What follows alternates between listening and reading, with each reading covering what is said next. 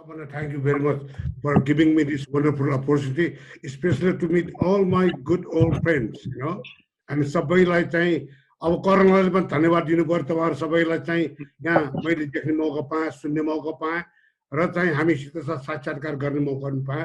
सबभन्दा पहिले शरद मलाई के लाग्छ भने अहिले हामी जुन सानो सानो कुरा मात्र होइन, हामी सकारात्मक सोचले नै हामीले विचार गर्नुपर्छ। हुनु त अहिले कोरोनाले हाम्रो संसारमा यो हाम्रो आर्थिक यो हाम्रो यो पर्यटनलाई मात्र होइन, विश्वको अर्थतन्त्रलाई तहस नहस गरिरहेको अवस्था छ। तर यति हुँदाहुँदै पनि हामी एउटा चाहिँ के गर्नुपर्ने, एउटा निराशावाद नभइकन हामीले आशाले के जगाइराख्नु पर्यो भने सबभन्दा पहिले त हाम्रो देशमा एकजना पनि मान्छे मरेको छैन र हामी भगवानसँग प्रार्थना गरौँ कि एकजना पनि नमरुन्।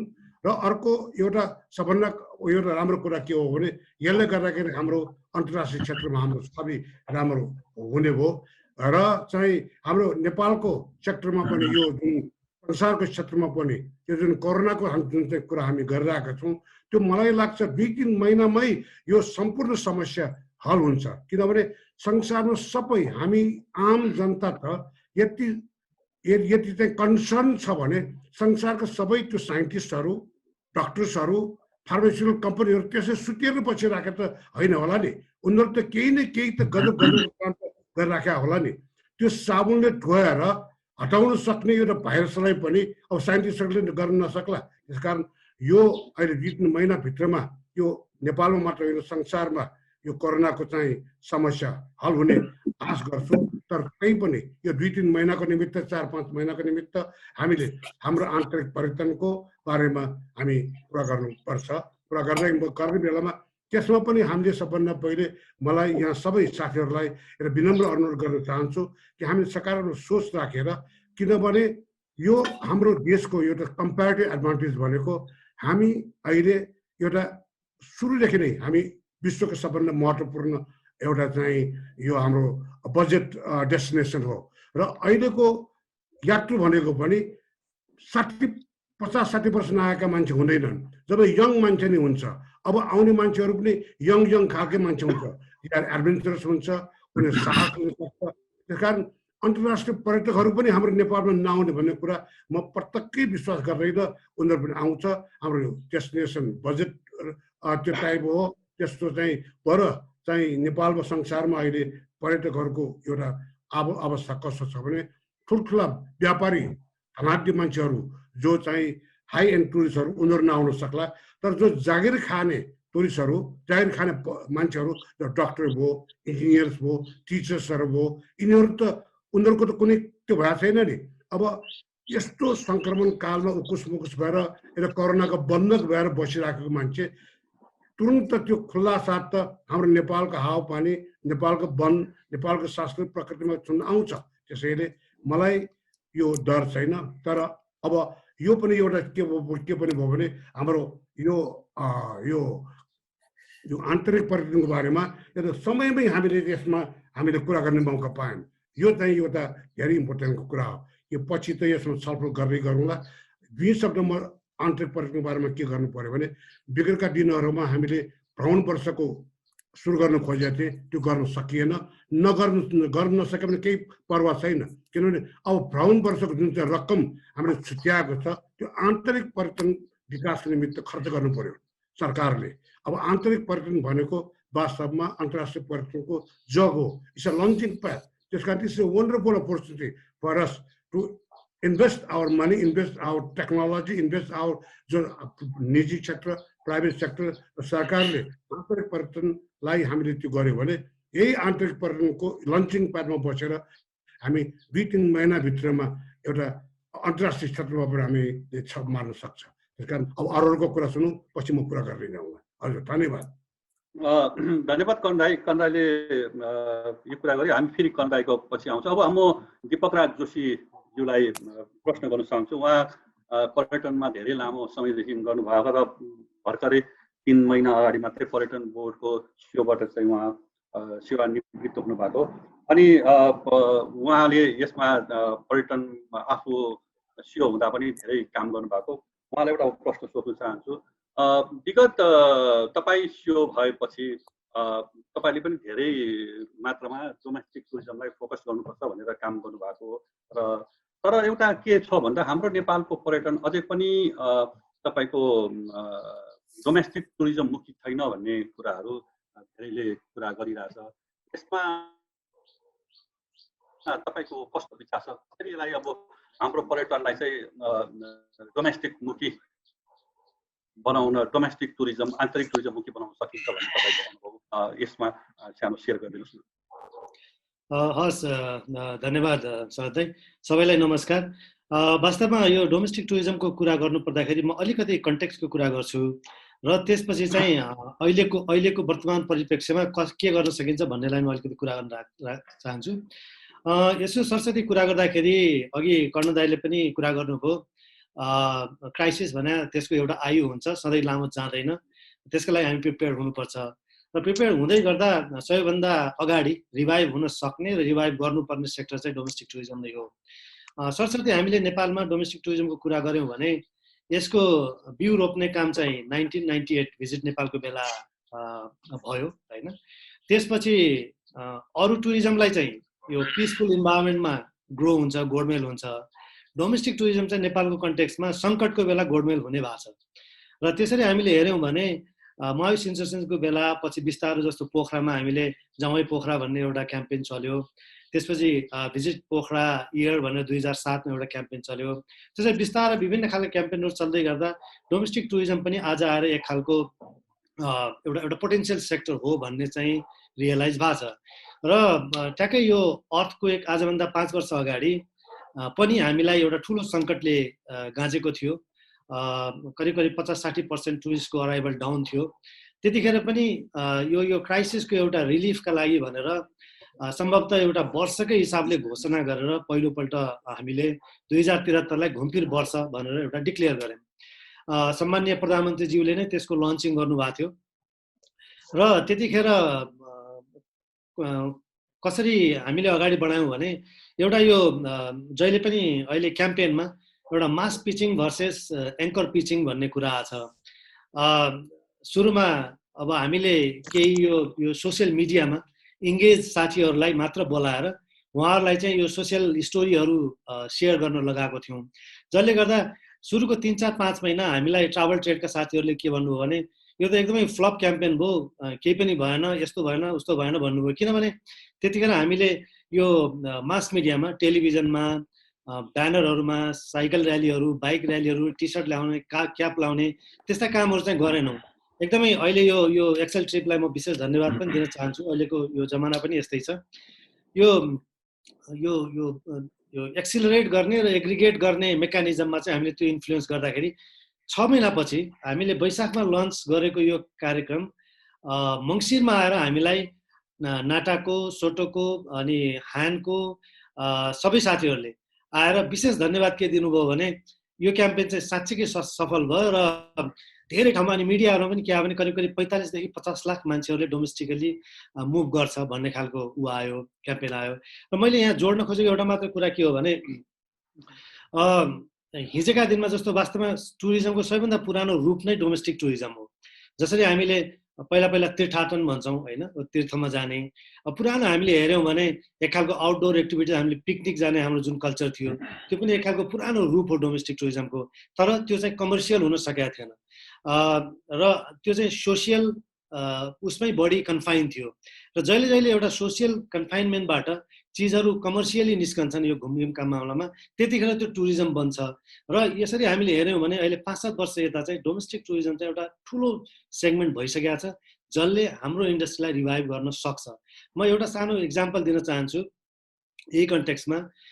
जस्तो त्यो सोसियल भर्सेस कमर्सियल मुभमेन्टको कुराहरू मैले गर्न खोजे हो। जस्तो काठमाडौँमा मै बस्दाखेरि पहिला हाम्रो नातेदारहरू बिहा गरेर आउँदाखेरि काठमाडौँ दर्शनका लागि आउँथे, अथवा स्कुलहरूमा एडमिसन गर्न आउँथे, अथवा कलेजहरूमा एडमिसन गर्न आउँथे, अथवा चाहिँ सपिङको लागि आउँथे, अथवा औषधि उपचारको लागि आउँथे। त्यतिखेर काठमाडौँ आउँदाखेरि उहाँहरू साथीभाइ कहाँ अथवा नातेदार कहाँ अथवा चाहिँ आफ्नो छोरा भाइ जो भाडामा बस्छ त्यहाँ बस्ने गर्थे। तर आज चाहिँ उहाँहरू होटल खोज्दै होटलमा बस्ने गर्नुभएको छ। इभन ठमेलमा पनि डोमेस्टिक ट्राभलर्सहरू बढी बस्ने भएको छ। भनेपछि एउटा राम्रो कन्टेक्स्ट चाहिँ अहिले बनाएको छ। यही बेला हामीले यो क्राइसिस पछिको फर्स्ट रिभाइभ हुने सेगमेन्ट नै टुरिज्ममा डोमेस्टिक टुरिज्म सेगमेन्ट हो। त्यसैले राइट टाइममा राइट इनिसिएटिभ यहाँहरूले उठाउनु भएको छ र यसलाई अब गभर्मेन्टले के गर्ने, निजी क्षेत्रले के गर्ने, पर्यटन बोर्ड जस्ता संस्थाले के गर्ने र डेस्टिनेसनले के गर्ने, यो पाटोमा हामी अलि पछि जाउँला। मैले अहिले यति कुरा मात्रै राखेँ। धन्यवाद। म अब प्रश्नकै सिलसिलामा चाहिँ खुम सुवेदी सरसँग सोध्न चाहन्छु। खुम सर, तपाईँ हुनुहुन्छ अनलाइन? हजुर छु सर। खुम सर, हाम्रो ट्रेकिङ छ नि, ट्रेकिङको पूर्वाधार चाहिँ विशेष गरेर यो विदेशी पश्चिमेली पर्यटकलाई चाहिँ टार्गेट गरेर बनाएको यो क्षेत्र जस्तो लाग्छ। विशेष गरी अब उहाँहरू नै आउने, उहाँहरू गर्ने, त्यही अनुसारले चाहिँ सिलसिलामा चाहिँ धेरै अगाडि के सुन्न पाइन्थ्यो भन्दा डोमेस्टिक टुरिस्टहरूलाई चाहिँ बास नदिने, खाना नदिने कुराहरू पनि आइरहेछ र कतिपय ठाउँमा चाहिँ डोमेस्टिक टुरिज्मद्वारा निकै गाह्रो पनि परिरहेको छ, यो खर्चेलो पनि हो भनेर आइरहेछ। र सरले भनिदिनु पर्यो कि अब नेपालीलाई चाहिँ ट्रेकिङतिर लानलाई कस्तो खालको कार्यक्रमहरू चाहिँ सरहरूले सोचिरहनु भएको छ, अथवा अब विभिन्न निकायले कसरी काम गर्यो भने हाम्रो नेपालीहरूलाई पनि तलाई मतलब हिमाल पहाड विशेष ट्रेकिङ एरियामा चाहिँ लान सकिन्छ भन्ने सरको यसो विचार पाउन सकियो यो विषयमा। धन्यवाद सर। अब स्पेसल्ली एक्सेल ट्रिपलाई धेरै धेरै धन्यवाद। Trekking agencies association of Nepal टानको अध्यक्ष र सिङ्गो टानको कार्य समितिको तर्फबाट तपाईँहरूको यो जुन एक्सेल ट्रिपमा चाहिँ मेरा ओपिनियनहरू चाहिँ जुन प्रेजेन्ट गर्ने मौका दिनुभयो, यहाँहरू सबै टिमलाई धन्यवाद दिन चाहन्छु। र पूर्ववक्ता कर्ण सर र दीपक सरले आफ्ना कुराहरू राखिसक्नु भएको छ। समय सान्दर्भिक ती विषयवस्तुलाई पनि म विटनेसमा र एउटा साक्षीको रूपमा राख्दै, अब खास गरी अहिले नेपालीहरू, खास अहिले डोमेस्टिक टुरिज्मकै कुरा बढी आइरहँदा अब अहिले वास्तवमै भन्दा डोमेस्टिक टुरिज्मको कुरो केलाउने हो भने अझ विदेशीहरूलाई भन्दा अझ नेपालीहरूलाई चाहिँ बढी अब माउन्टेन एरियाहरूमा बढी प्रायोरिटी दिइरहेको देखेको छु। अब हजुरले अघि भन्नुभयो नेपालीहरूलाई चाहिँ अलिक बस्न नदिने, अलि अप्ठ्यारो मान्ने कि भन्ने जस्तो जुन विषयवस्तु हजुरले राख्नु हो, अब अहिलेको समय त्यो सत्यता छैन। खास गरी स्पेसल्ली रारा, जोमसम, लुमानथाङ, लाङटाङ, घान्द्रुङ, पुनहिल, अन्नपूर्ण बेस क्याम्प लगायतका धेरै ठाउँहरूमा चाहिँ अहिले नेपालीहरू पनि आफ्नो पदयात्राको हिसाबले, ट्रेकिङको हिसाबले जान थालिरहेको छ। यो अवस्थामा पनि कम्पेरिटिभली विदेशीले भन्दा पनि अझ नेपालीहरूले बढी पैसा खर्च गर्ने, बढी एउटा ग्रुप जाने, त्यो किसिमको मुभमेन्टले पनि डोमेस्टिक टुरिज्ममा स्पेसली होटल, रेस्टुरेन्ट र ट्रान्सपोर्टहरूले चाहिँ उपार्जन गरेको, आर्थिक उपार्जन गरेको पाएका छौँ। यस अर्थमा जुन हाम्रा ट्रेकिङ डेस्टिनेसनहरू छ, जति सबै डेस्टिनेसनमा त हाम्रो डोमेस्टिक टुरिज्महरू पुग्न सकेको अवस्था छैन। अब तपाईँको यही एक्सेल ट्रिप अन्तर्गत पनि म एउटा के भन्न चाहन्छु भने हामीले चाहिँ नेपालका डेस्टिनेसनहरू कुन कुन हुन् त डोमेस्टिक टुरिज्मका लागि भनेर एउटा त्यसलाई डिफाइन गर्नुपर्ने एउटा आवश्यक छ। हामीले थाहा भएको र हामीले प्रचार गरेको ठाउँहरू त अलरेडी तपाईँको आफ्नो पदयात्राको हिसाबले गतिविधि बढेको छ। अब यो हाम्रो जुन यो कोरोनाको समस्या भइसकेको अवस्थामा जब लकडाउन खुलिसकेपछि, जब नर्मल अवस्थामा चाहिँ एउटा नेपालको गतिविधि सञ्चालन हुन्छ, अन्तर्राष्ट्रिय पर्यटकहरू आउन नसके पनि नेपाल चाहिँ सबै हिसाबबाट सुरक्षित अहिलेसम्म देखिरहेको छ। यो अवस्थामा चाहिँ हामीले डेस्टिनेसनहरूलाई चाहिँ अलिक प्रमोट गर्नुपर्ने, डेस्टिनेसनहरूमा जान सक्ने जुन एउटा एक्सेसको चाहिँ वातावरण गर्नुपर्ने अवस्था छ। अब यहाँहरूलाई अवगत नै छ, खास गरी टुरिज्म भन्दा 3 किसिमको चाहिँ हामीलाई आवश्यक पर्छ, एकोमोडेसन, एक्सेस र एकोमोडेसन भन्ने गरिएको छ। यो अर्थमा हामीसँग करिब करिब धेरै ठाउँमा यो मैले भनिरहेको चिजहरू चाहिँ हाम्रो फुलफिल भइसकेको अवस्था छ। यसमा चाहिँ नेपालीहरू चाहिँ बढी उत्साहित भएर चाहिँ जान खोजेको अवस्था छ। तर हामीलाई के विश्वास छ भने अब यो कोरोना चाहिँ नेपालको लागि चाहिँ एउटा सुरक्षित डेस्टिनेसन भइसकेको अवस्थामा चाहिँ हामी नेपालीहरू सबै घुम्नको लागि यो लकडाउन पछि चाहिँ हामी निस्किन्छौँ होला जस्तो लाग्छ। हुन त अब छिट्टै नियरली नै अब फेरि रेनी सिजन सुरु हुँदैछ, सबै गतिविधि त हुन नसक्ला, तर पनि मोरलेस र आउने समयमा जुन अक्टोबर अटम सिजनमा पनि नेपालीहरूको मुभमेन्ट हुनेछ। र यसमा चाहिँ trekking agencies association of Nepal टानलाई चाहिँ अब हाम्रो नेपाली साथीहरूले कतिको चुज गरेर हाम्रा मेम्बर एजेन्सीको थ्रुबाट कतिको पर्यटकीय गतिविधिमा जान्छ त्यो चाहिँ हेर्न बाँकी नै छ। यो डोमेस्टिकमा चाहिँ मैले अहिले देखिरहेको चाहिँ के देखाएको छु भने होटलहरू चाहिँ अलिकति सञ्चालनमा आउन सक्ने अवस्था देखाएको छु, ट्रान्सपोर्टहरूको गतिविधि हुन्छ, डोमेस्टिक एरोप्लेनहरूको सञ्चालन पनि हुन्छ र रेस्टुरेन्टहरूको सञ्चालन पनि हुन्छ। तर ट्राभल र ट्रेकिङको हिसाबले चाहिँ माउन्टेन एरियामा चाहिँ हामी ट्रेकिङ कम्पनीहरूलाई चाहिँ हाम्रो नेपाली साथीहरूले अलिक कम प्रयोग गर्नुहुन्छ कि भन्ने मैले ठानेछु। अब यो अर्थमा पनि नेपाली जुन ट्रेकर्स हुनसक्छ, पदयात्रामा इन्भल्भ हुनेछ, उहाँहरूलाई पनि तपाईँको यो एक्सेल ट्रिप मार्फत अनुरोध गर्न चाहन्छु, एउटा एक्सपिरियन्स र एक्सपर्ट ट्रेकिङको अवधारणालाई ग्रोइङ गरौँ।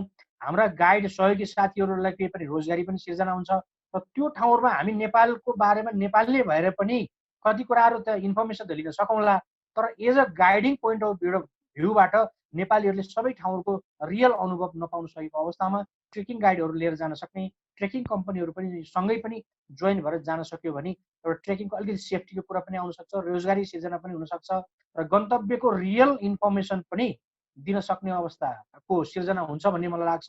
र तपाईँको यो जुन आजको यो कार्यक्रममा अन्तर्गत यहाँ आज सबै उपस्थित हुनुभएको सबै व्यक्तित्वहरूलाई चाहिँ म अनुरोध गर्न चाहन्छु, हाम्रो एक्सपिरियन्स र एक्सपर्ट ट्रेकिङको अवधारणा अन्तर्गत जान सक्ने किसिमको गतिविधिमा पनि हामी समाहित हौँ र हामीले सबैले डोमेस्टिक टुरिज्मलाई अलिकति यो कोरोनाको समस्याको अवस्थामा डोमेस्टिक टुरिज्मलाई अलिकति रिभाइभ गर्न सक्ने, अलिकति सस्टेन हुन सक्ने वातावरण पनि सिर्जना गर्नतिर तपाईँको कार्यक्रमले पनि एउटा कोसी ढुङ्गा साबित गरोस् र डेफिनेटली पनि हामी हाम्रा आफ्ना गतिविधिहरू अगाडि गर्दै जानेछौँ र जुन माउन्टेन एरियाहरूमा नेपाली जुन डोमेस्टिक टुरिज्महरूले विदेशीले भन्दा अझ बढी अकोमोडेट गरेको, बढीभन्दा बढी खर्च पनि गरेको र लोकल रूपमा पनि आम्दानी गरेको कारणले गर्दा नेपालीहरूको टुरिज्मको मुभमेन्ट चाहिँ बढेको छ र जति हुनुपर्ने त्यति भएको छैन।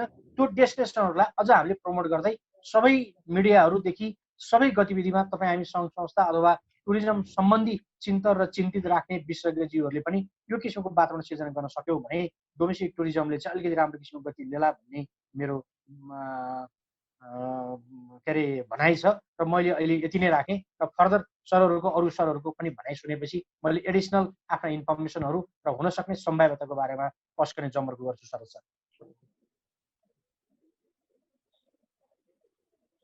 सर राखिदिनु भएको उहाँ, धन्यवाद खुम सर तपाईँको राखिदिनु भएको। अब म प्रश्नकै सिलसिलामा विनायक सरसँग राख्न चाहन्छु। विनायक सर लामो समयदेखि यही क्षेत्रमा गरिरहनु भएको छ र अहिले सबैभन्दा ठुलो चुनौती भनेको होटेललाई छ। होटेल किनभने होटेल चाहिँ एउटा लेबर इन्सेन्टिभ पनि भयो, क्यापिटल इन्सेन्टिभ, दुवै किसिमको एउटा व्यवसाय भएकोले गर्दा त्यहाँ चाहिँ धेरै कामदारहरू पनि काम गर्छ र धेरै लगानी पनि भएछ र यो चाहिँ टुरिस्टले नै राख्नुपर्ने भन्ने कुरा छ। र अबको मुख्य चुनौती होटेललाई भने चाहिँ कसरी होटेल रुम फिल गर्ने र यो होटेल रुम फिल गर्नुपर्दा जस्तै अब सर्टन समूहको होटेलहरूमा चाहिँ अब धेरै महँगो छ, धेरै छ भने अब अर्को एउटा मुख्य चुनौती के छ भनेपछि नेपालीहरू चाहिँ घुम्ने समूहमा त पर्छ, तर हामी घुम्दा सकेसम्म पोखरा जाँदा आफन्त खोज्छौँ, सकेसम्म होटलतिर काहीँ जाँदा आफन्तमा बस्न सक्छौँ। र हाम्रो मुख्य चुनौती चाहिँ त्यो घुम्न जानेहरूलाई घुम्नै जाने हिसाबले कसरी अगाडि बढाउन सकिन्छ। र जस्तै भारत र चीनको हेर्ने हो भने चाहिँ त्यहाँ चाहिँ डोमेस्टिक टुरिज्मको राम्रो कम्पोनेन्टले गर्दा मोटेलहरू चाहिँ राम्रो चलिरहेछ।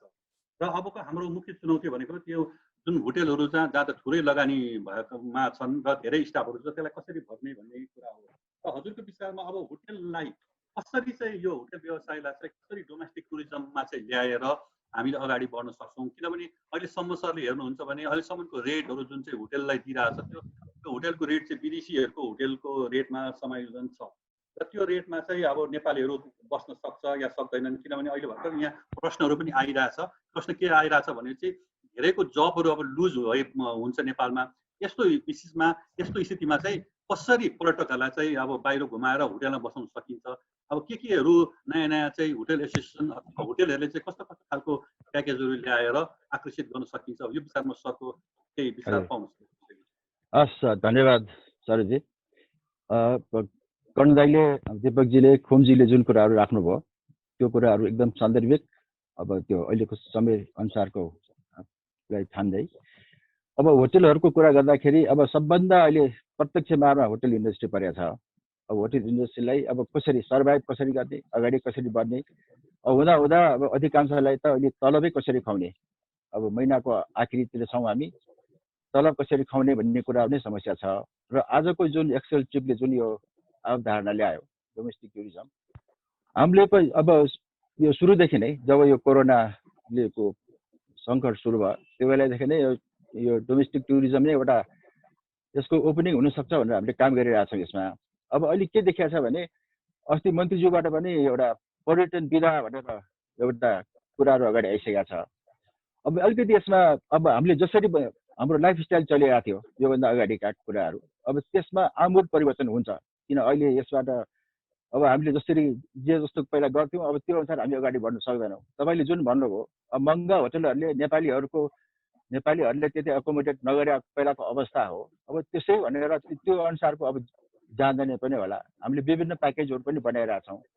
अब अहिले सबभन्दा पहिला त अब यो पर्यटन विधाको अवधारणामा अब सरकारीका सिभिल सर्भेन्टहरूलाई अब ब्याङ्कका कर्मचारीहरूलाई अब सङ्घ संस्थाको कर्मचारीहरूलाई एउटा पेड होलिडे छोटै 2-4 दिन भए पनि एउटा पेड होलिडेको गर्न सकियो। अथवा अब हाम्रो कतिपय कम्पनीहरूले जुन अब कर्मचारीलाई बिदामा पठाउने सक्ने कर्मचारी पनि कम्पनीहरू छन्, उहाँहरूले कर्मचारीलाई खर्च गर्ने बिदामा पठाएर जुन होलिडेमा खर्च हुन्छ त्यो पनि खर्च लेख्न पाउने भयो भने अब यसमा अब त्यसपछि यो कति पनि जस्तो लायन्स क्लबहरू, रोटरी क्लबहरू, अब स्कुल कलेजहरू उहाँहरू पनि देशैभरि सञ्जाल भएका छन्। अब जस्तो काठमाडौँको क्लबले अब नेपालगञ्जमा गर्ने, नेपालगञ्जको क्लबले विराटनगरमा मिटिङहरू गर्ने, यसले गर्दाखेरि पनि केही न केही रूपमा इकोनोमिक इम्पेटसहरू, इकोनोमिक एक्टिभिटी बढ्न थाल्छ। सबभन्दा पहिला त सङ्क्रमण अब हुँदैन, रोग व्याधि अब लाग्दैन भन्ने कुरा हामी कन्फर्म हुनु पर्यो। त्यो नभएसम्म त अप्ठ्यारो होला। तर के देखिन्छ भने कुनै पनि सङ्कटको एउटा साइकल हुन्छ।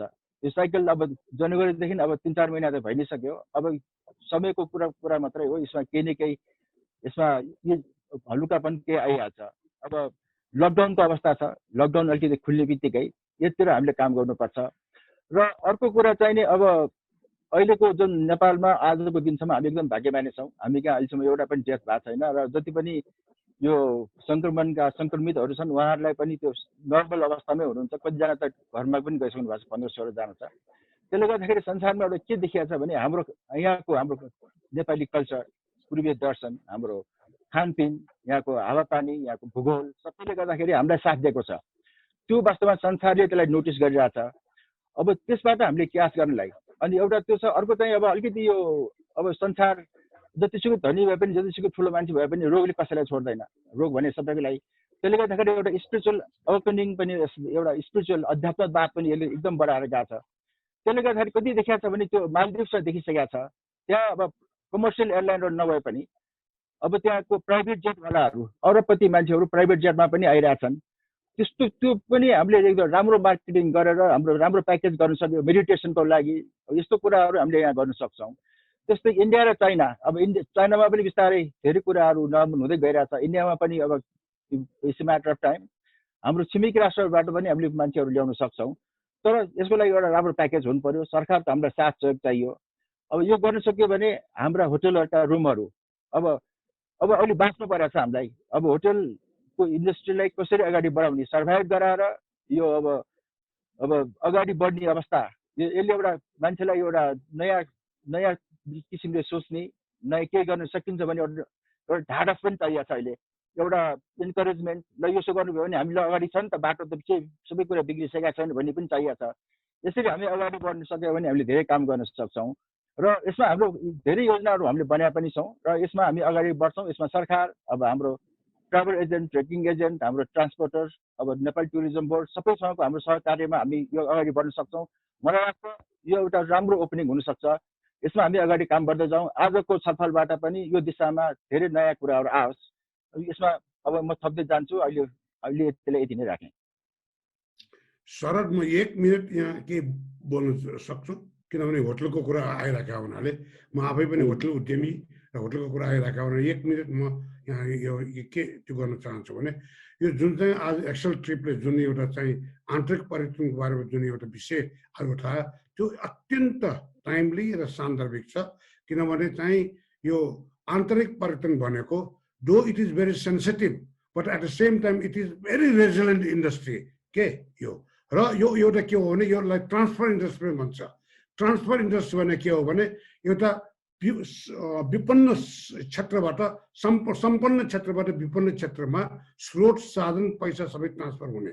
त्यसैले यो राज्यले पनि यो आन्तरिक पर्यटनको विकासको निमित्त केही सहयोग पुर्याउनु पर्छ किनभने काठमाडौँको पैसा पोखरा जानु पर्यो पोखराबाट पैसा गाउँमा जानु पर्यो त्यस कारण त्यो domestic tourism is only the magic formula for transferring from the त्यो विपन्न क्षेत्रबाट सम्पन्न क्षेत्रको निमित्त यसले चाहिँ वेल्थको ब्यालेन्स गर्छ यसले चाहिँ त्यो गर्छ र साथसाथै यो आन्तरिक पर्यटन भनेपछि पहिले हामी चाहिँ मानिसहरू घरमा बसेर तास खेल्थ्यो बिरामी पर्न अब परिवार लिएर गाउँ गाउँको घर घुम्न थाल्यो अब छोराछोरीलाई काँधमा राखेर घुमाउँछ यसले गर्दाखेरि आम परिवारमा एउटा प्रेम जाग्छ र चाहिँ पैसाको ओसार पसार यो त त्यो हुन्छ त्यसकारण यो राज्यले यसलाई प्राथमिकता दिएर यो आन्तरिक पर्यटनलाई लिएर जानुपर्छ र म त पर्सनली आई थ्याङ्क तपाईँहरूको कम्पनीलाई जसले यो एउटा चाहिँ समयमा नि त्यो लिएर आएको छ थ्याङ्क यू हेलो जान चाहन्छु हेलो म प्रश्न अब आदित्य बराल सरलाई गर्न चाहन्छु आदि सर तपाईँ त पर्यटन क्षेत्रमा 25-30 वर्षको लामो अनुभव छ प्राइभेट सेक्टरमा पनि काम गर्नुभएको अब पर्यटन बोर्डमा निजी क्षेत्रमा पनि काम गर्नुभएको र अहिले आएर एक्सेल ट्रिपलाई पनि नेतृत्व लिएर अगाडि बढिरहनु भएको छ तपाईँको विचारमा यो अबको जुन डोमेस्टिक टुरिज्मलाई कसरी बढाउँदा चाहिँ अब नेपालको पर्यटन क्षेत्रलाई पनि बचाउने प्रयास हुन्छ र जुन चाहिँ इकोनोमीलाई पनि केही हुन्छ र नेपालीलाई एउटा घुम्ने बानी पनि कसरी बचाउन सकिन्छ भन्नेमा सरको ओपिनियन पाउन अब डोमेस्टिक टुरिज्म भनेर हामी सबैले त भनिरहेकै कुरा हो तर यसमा पनि अलि स्ट्रक्चरल मिसम्याच मैले धेरै देखेको छु किनभने तपाईँले अघि नै सुरुवात गर्दाखेरि भन्नुभयो अब नेपालको पर्यटनको व्यवसाय चाहिँ विदेशीले नै सिकाएको हो र त्यही अनुसारले हामीले विदेशीलाई मात्रै टार्गेट गर्दै डलरमा हामी चाहिँ बढी इन्फ्याचुएट भएर डलर प्राइसिङ इन्डियन प्राइसिङ गर्दै गइरहेको छौँ अब आज आएर हामीलाई यत्रो क्याटास्ट्रोफले यत्रो डिजास्टरले गरेर चाहिँ फोर्सफुल्ली हामीलाई अब इन्टरनेसनल टुरिज्म एउटा भन्दा डोमेस्टिक टुरिज्ममा जानुपर्छ भन्ने बाध्यता यो कुनै विसले मान्छे हामीले आफैले जानेर गरेको होइन कि सिचुएसनले फोर्स गरेर चाहिँ आज हामी डोमेस्टिक टुरिज्ममा जानुपर्छ भनेर मन नभए पनि भनिरहेको छु तर मैले सबभन्दा बढी ठुलो समस्या चाहिँ होटेलियर्सहरूमा देखिरहेको छु के होटेलियर्सहरूले अघि भने जस्तै अब आजको भोलि आएर चाहिँ भोलि सपोज नेपालीहरूले 5 स्टारमा बस्न रुचाए 4 स्टारमा रुचाए भने आज हामीले गरेको प्राइसिङले त्यसलाई एकोमोडेट गर्न सक्छ नम्बर 1 किनभने हाम्रो इन्कम स्ट्यान्डर्ड पनि त्यही अनुसारले भोलिकोमा जज हुँदै जाला त्यो हिसाबले हामीले विभिन्न ठाउँहरूमा बस्न जाँदाखेरि चाहिँ हामीलाई यसमा यो इन्कम एडजस्टमेन्टको एक्सपेन्स एडजस्टमेन्टको प्रब्लम्सहरू आउन सक्ला जस्तो लाग्छ त्यो हुनाले होटेलियर्सहरूले त्यसलाई कसरी रिस्ट्रक्चरिङ गर्ने भन्ने सबभन्दा पहिलो प्रश्न चाहिँ आउनु पर्यो त्यस्तै एयरलाइन्सहरूमा पनि डिस्क्रिमिनेटरी प्राइस पोलिसिजहरू छन् त्यसलाई रिफर्म गर्नु पर्यो किनभने एयरलाइन्सले बोक्ने हो भोलि त्यस्तै अन्य क्षेत्रहरूमा ट्रेकिङ रुट्सहरूमा पर्मिट्सहरूमा पनि देखिया छ त्यसलाई पनि हामीले चाहिँ नेपालीलाई हुने गरी बनाउनु पर्यो एउटा कुरा आजलाई यो स्थितिमा हामीले बेन्चमार्कमा प्राइसिङ गरेर हामीले चाहिँ अब स्क्विज गर्दै गएर एउटा लेभल प्लेइङ फिल्डमा मिनिमाइज प्रफिटलाई मिनिमाइज गरेर सस्टेनेबल लेभलमा मात्रै जान खोज्ने हो भने यो अपरेसनमा केही फिजिबली होला तर भोलि गएर चाहिँ अब हामीले सधैँभरि त डोमेस्टिक टुरिज्मले मात्रै हामीलाई सस्टेन गराउन सक्दैन हाम्रा इन्फ्रास्ट्रक्चर्सहरू चाहिँ ओभर सप्लाईमा छन् नम्बर्सहरू घटिरहेछ अब भनेपछि यो अवस्थामा हामीले कसरी चाहिँ उनीहरूलाई एकोमोडेट गर्ने भन्ने कुरा आउँछ त रिजनल मार्केटमा जान चाहियो भने पनि भोलि सबभन्दा पहिले हामीलाई इमिडिएट मार्केट्सहरू चाइना र इन्डिया नै हाम्रा फिलर्सहरू हुन् यिनीहरू नै 6 महिना पछाडि डोमेस्टिकबाट हामीले रनवेमा गुड्ने हो भने टेक अफ गर्नलाई भोलि यही मार्केट्सहरूको हाँगा समाउनु पर्ला right and left wing can elevate our status त्यो हो भने मैले हिजो पनि अच्युतजीहरूलाई पनि यही क्वेसन गरिरहेको थिएँ अर्को फोरममा हामी सँगै थियौँ कि अब भोलि चाइनिजहरूलाई हामीले ल्याउने हो भने are we all ready to accommodate them in what sense in what condition अनि के जस्टिफिकेसन हुने हाम्रा हेल्थ ग्राउन्ड्सहरू के हुन् उनीहरू आउन चाहलान् 5 लाख आउन चाह्यो भने हामीले भोलि चाइनिजलाई नेपालमा ल्याउने कि नल्याउने किनभने चाइनिजहरूले त्यहाँबाट सुरु भएको एपिसेन्टर भएको हुनाले डिजिजकै प्रब्लम आउला हाइजिनका प्रब्लम आउला सेनिटेसनका प्रब्लम आउला भोलि हाम्रा एपिडेमिक हाम्रा कन्टेन गर्न सक्ने क्यापासिटीको कुरा होला त्यो हुनाले यो पनि एउटा योग्य विचार गर्नुपर्ने कुराहरू छ अब यस्तो कन्डिसनमा अहिले मैले देख्दाखेरि यो domestic tourism number 1, regional tourism number 2 र अल्टिमेटली इन्टरनेसनल टुरिज्ममा जाने भनेको त मेरो विचारमा 2 इयर्स जति मिनिमम लाग्ला। त्यो अवस्थामा हामीले अहिले कुनै एक्जिबिसन प्रोग्राम्सहरू यो जुन एक्जिबिट गर्ने कुराहरू पनि कन्टेन गर्नुपर्ने जस्तो देखिया छ।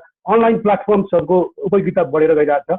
त्यस्तै यो ट्रेड एक्जिबिसन बाहेक जेन्डर डेस्टिनेसन प्रमोसनहरूले कुनै काम गर्ला जस्तो लाग्दैन र त्यो आजको स्थितिमा फिजिकल डिस्टेन्स मेन्टेन गर्नुपर्ने हुँदाखेरि त्यो पनि एउटा डरलाग्दो विषय भएको हुनाले भोलि मार्केटिङका मिन्सहरू पनि कसरी गर्ने भन्ने कुरा आउँदाखेरि यो डिजिटल मार्केटिङ नै एउटा बेस्ट उपाय हुन्छ जस्तो लाग्छ।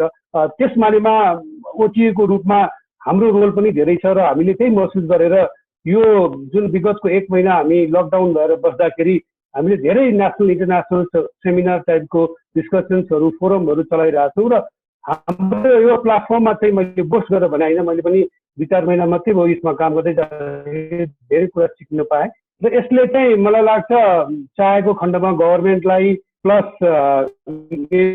एनटिभीलाई या होटल एसोसिएसन्सहरूलाई पनि हामीले यो प्लेटफर्म सेयर गर्न सक्छौँ, जहाँबाट तपाईँहरूले ग्लोबल एक्सेस पाउन सक्नुहुन्छ। हामीसँग म्यान पावर पनि ठुलै सङ्ख्यामा छ, झन्डै 50+ ओटिए हामी भएको हुनाले हामीसँग लामो एक्सपिरियन्स इन्जिनियर्सहरूको पनि भएको हुनाले हामी मिलेर गर्दाखेरि चाहिँ मलाई लाग्छ यो क्राइसिसमा हामी एउटा इन्डिस्पेन्सेबल टुलको रूपमा काम गर्न सक्छौँ। किनभने अहिले हामीले जति पनि हेरिरहेको छौँ सबै डिजिटली नै कामहरू भइरहेछ र यो क्रम बढाउँदै लग्यो भने र हाम्रो डिजिटल प्रेजेन्स पनि इन्टरनेसनली बढाउँदै जाने हो भने मलाई लाग्छ हामी सानो देश भए पनि हाम्रो इन्टरनेसनल मार्केटमा हाम्रो एक्सेसिबिलिटी चाहिँ हामीलाई पहिचान हाम्रो आइडेन्टिटीहरू मेन्टेन गर्नलाई चाहिँ कन्सिस्टेन्ट रूपमा प्रयोग गर्दै जाने सकिन्छ जस्तो लाग्छ। त्यो हुनाले अहिलेको बाध्यता चाहिँ यहाँ मैले साइडमा क्वेसन्सहरू पनि हेरिरहेको छु। सबैले भन्दैछन् यो लभसाइडेड प्रमोसनल मिन्स या प्याकेजहरूमा खालि चितवन, पोखरा, काठमाडौँमा मात्रै जाँदाखेरि भोलिको अवस्थामा नेपालको भूमिका बाहिर बस्ने बर्दियामा या अन्य क्षेत्रहरूमा इलाममा के प्रभाव पर्ने, यो डोमेस्टिक टुरिज्मको लाभ चाहिँ उनीहरूले लिन पाउने कि नपाउने त, उनीहरूलाई कसरी चाहिँ यो इकोलोजिकल जियोग्राफिकल ब्यालेन्सहरू मेन्टेन गर्ने भन्ने पनि हामीले आफूले पनि सोच्नु पर्यो र हामीले जहिले पनि यो माछा मारेको मात्रै खाने र माछा मार्ने तरिका चाहिँ कहिले पनि नसिक्ने हो भने चाहिँ मलाई लाग्छ लङ रनमा हामी एन्टरप्रेन्योर्स हामीले दुःख पाउँछौँ। किनभने हामी यही सीमित यो 3टा कुवामा मात्रै बसेर हाम्रो एन्टरप्रेन्योरसिप स्किल्सहरू एक्जिबिट गर्दै जाने हो भने मलाई लाग्छ राज्यले दिएको पैसा भनेको त एकछिनलाई सास फेर्नलाई, एकछिनलाई स्टिमुलसको रूपमा एउटा रिकुपरेट गर्नलाई, यो स्थितिबाट माथि आउनलाई, खुट्टा टेक्नलाई पुग्ला। तर यसले तपाईँहरूलाई भोलि नै सधैँभरि यही दिएको पैसाले नै जिन्दगीभर खान पाइन्छ भन्ने चाहिँ हुँदैन। त्यो हुनाले हामीले यो रात पछाडि के गर्ने त, रात पछाडिका हाम्रा प्लान बी के हुन्। आजको अवस्थामा हामीलाई सास फेर्नलाई यो पैसा चाहिएको छ, गभर्मेन्टको हामी मुख ताकेर बसिरहेको छौँ। गभर्मेन्टले पनि सक्दो नसक्दो आफ्नो लेभलबाट हामीहरूलाई केही न केही गर्ला, तर हाम्रो प्लान बीजहरू पनि तयार हुनु पर्यो। किनभने यो सर्कुलर इकोनोमी भन्छौँ हामीहरू, यो सर्कुलर इकोनोमीलाई सर्कुलेट गर्न सक्नु पर्यो। हामीले ट्याक्स तिर्ने हो, गभर्मेन्टले त्यो ट्याक्सबाट आफ्ना कामहरू गर्ने हुन्, त्यसबाट उसले स्यालेरी दिने हो, स्यालेरीबाट हाम्रा कन्ज्युमरहरूमा पैसा जाने हो, हाम्रो त्यहाँबाट बढ्ने हो। यो इकोनोमिकल इकोलोजीलाई चलाउनलाई पनि हामीले सोच्नुपर्ने हुन्छ र गभर्मेन्टबाट आएको पैसालाई हामीले त्यही हिसाबले मेन्टेन गर्यौँ भने आजको अवस्थाबाट उठ्न त सकिएला।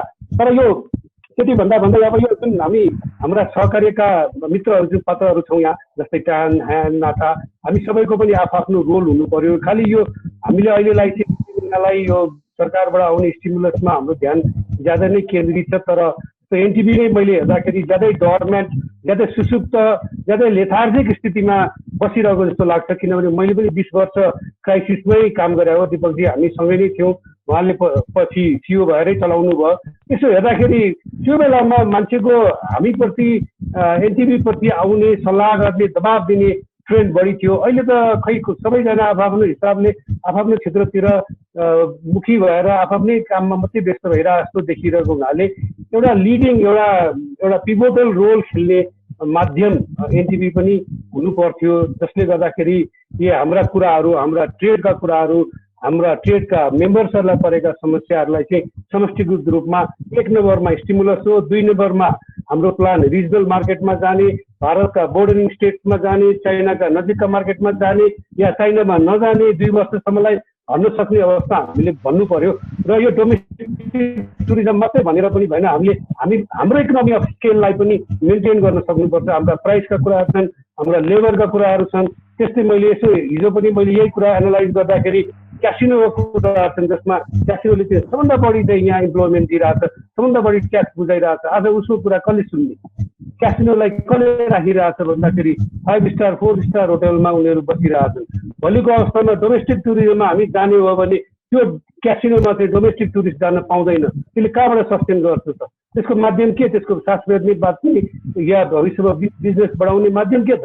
यस्ता कुराहरू हामीले सबै समष्टिगत रूपमा हामीले लानुपर्छ जस्तो लाग्छ। आज होटललाई सबभन्दा बढी मार परेको छ, एयरलाइन्सलाई सबभन्दा बढी मार परेको छ। त्यो हुनाले होटल एसोसिएसन, ट्राभल, यो सबैको एउटा हामी ट्राभल इन्डस्ट्रीको डिमान्ड्सहरू चाहिँ स्टिमुलस बाहेकका डिमान्ड्सहरू र कार्यगत योजनाहरू चाहिँ हामीले अगाडि राख्न सक्यौँ भने चाहिँ फाइदा हुन्छ जस्तो लाग्छ।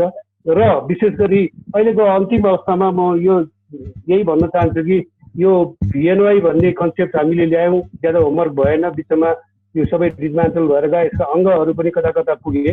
त्यस्तै गरी अब यदि चाहिँ हामी डोमेस्टिक टुरिज्ममै हाम्रो भविष्य हो भन्ने हो भने हामीले त्यस्तो डोमेस्टिक टुरिज्मलाई टार्गेट गरेर एउटा अझै बढी सशक्त, सबैलाई समेटेको एउटा नेसनलिजम जगाउने खालको चाहिँ एउटा नयाँ क्याम्पेनै अगाडि बढाउनुपर्छ होला जस्तो लाग्छ। त्यो क्याम्पेनमा हामीले विदेशीलाई कसैलाई भन्नु परेन, देशभित्रकै मान्छेलाई, देशभित्रकै व्यवसायीहरूलाई हामीले यो सन्देश दिने हो भने हामी भित्रबाट हामी जाग्न सक्यौँ भने मलाई लाग्छ भोलि हाम्रो जग्गाले रिजनल मार्केट तथा इन्टरनेसनल मार्केटलाई पनि जगाउँछ जस्तो लाग्छ। मलाई अहिले त्यति नै भन्न चाहे, पछि म अलिकति फेरि जोड्नुला। Thank you. अब म यहाँ यसो हेर्दा हाम्रो एउटा पत्रकार भाइ देख्छु म, केपी भुसाल। भुसाल भाइ नमस्ते। केपी भुसाल। हजुर। भुसाल भाइ चाहिँ आर्थिक अभियानसँग आबद्ध पत्रकार हो। भुसाल भाइ, तपाईँले यो अब 4-5 जनाको सुनिहाल्नुभयो। तपाईँलाई यसो केही प्रश्नहरू सोध्ने छ भने यसो करण दाइलाई अथवा सोध्न सक्नुहुन्छ। त्यसपछि हामी अर्को राउन्डमा जाउँला। धन्यवाद सुरत भाइ यो मौका दिनुभएकोमा। खास गरी अब अहिले सबैका कुराहरू सुनियो पनि र अहिले सबैभन्दा बढी प्रभावित भएको क्षेत्र पर्यटन नै हो। अब मैले अलिकति जान्न चाहेको कुरा के भने, अघि आदित्य दाइले पनि भन्नुभयो कि समस्या पर्दाखेरि हामीले डोमेस्टिक भन्ने अघि पछि नहेर्ने भन्ने खालको कुरा पनि आयो। त्यस कारणले हामीले यो आन्तरिक पर्यटनलाई कसरी दिगो बनाउन सकिन्छ भन्नेतर्फ चाहिँ हाम्रो अबको योजना के हुने।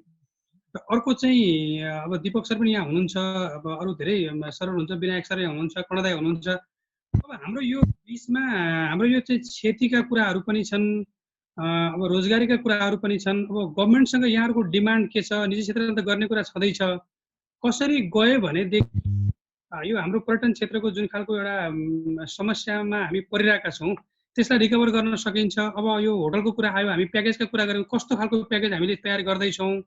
अब अस्ति मन्त्रीले भने चाहिँ 1 महिनालाई के अरे उसलाई कर्मचारीलाई पठाउने मात्रै भनेर त नहुने होला। त्यस कारणले हाम्रो सरकारसँगको डिमान्ड पनि के छ, हाम्रा खास गरी योजनाहरू के छन्। अब किनभने पहिलो कुरा त रोग नै अब एक ठाउँमा आउनु पर्यो भन्ने कुरा चाहिँ हामी केही हेर्दै सिकेको भयो।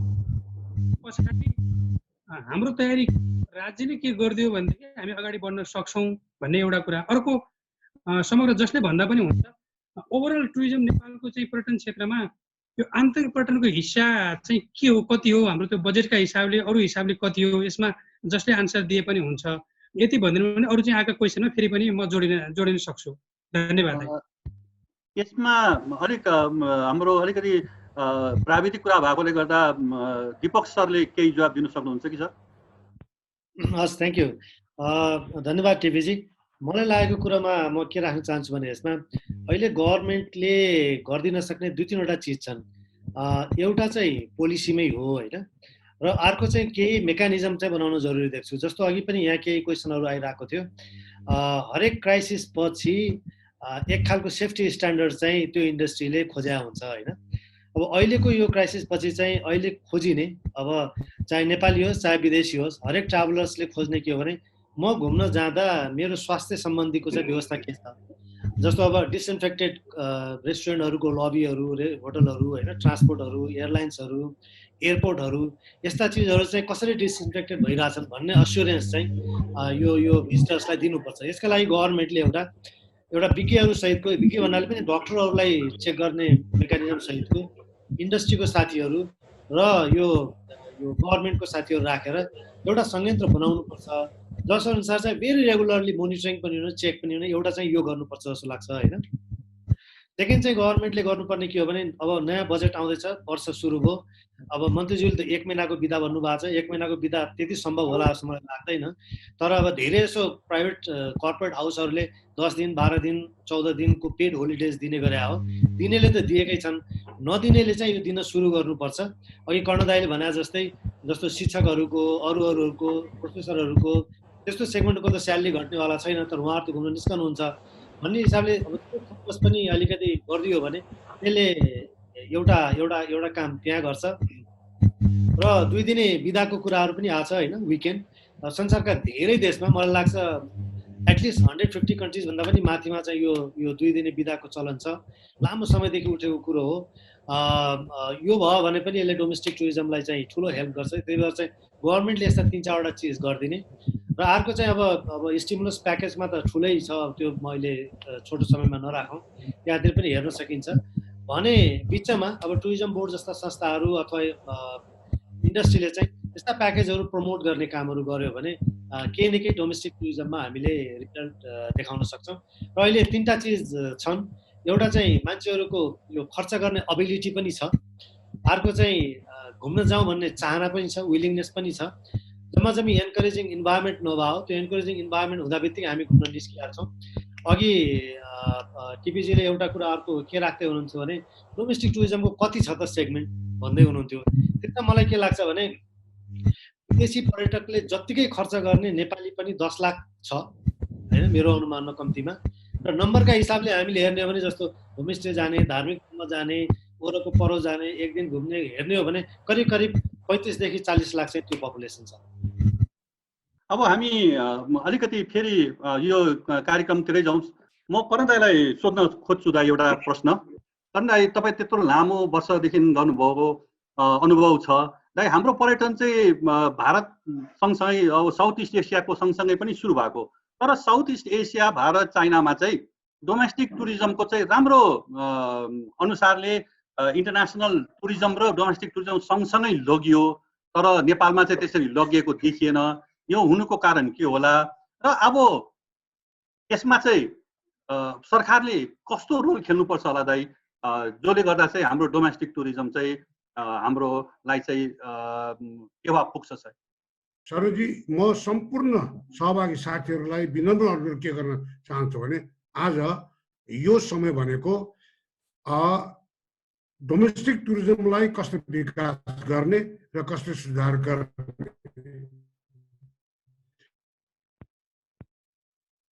फेरि अन्त चिज गर्यो भने then we will be talking too much and fruitless talking. त्यसैले अहिले आन्तरिक पर्यटन क्षेत्रमै हामी चाहिँ त्यो हौँ। आन्तरिक पर्यटन क्षेत्रको त्यो कुरा गर्ने बेलामा सबभन्दा पहिले यो हामीले 1998मा हामीले सुरु गर्ने बेलामा हिरण्य भोजपुरी र हामीले डोरी गीत गाएर डोरी गीत लेखेर सुरु गरेको थियौँ। आज अघि पनि मैले भने यो नेपालको सरकारले 52 वर्षलाई छुट्याएको रकम अब डोमेस्टिक टुरिज्म विकास गर्नको निमित्त लगानी गर्नु पर्यो। र अघि भर्खर आरटीजीले पनि भन्नुभयो एनटिबीले के गरिराख्नु भएको छ होइन। अब एनटिबीको चाहिँ कर्म क्षेत्र भनेको अब आन्तरिक पर्यटनको क्षेत्रमा विकास गर्नु पर्यो। त्यसले अब रोड सो गर्न गएर कुनै काम छैन, अब कुनै देशमा त्यो भ्रमण गरेर कुनै काम छैन। अब यो आफ्नो घर बनाउनु भयो। भोज अब चाहिँ 6 महिनापछि भोज सुरु गर्दैछ। अन्तर्राष्ट्रिय पर्यटकहरू नेपालमा छाप आउँछ, शङ्कै छैन। तर त्यो बेलासम्ममा हामीले अहिले राम्रो समय पाएको छ।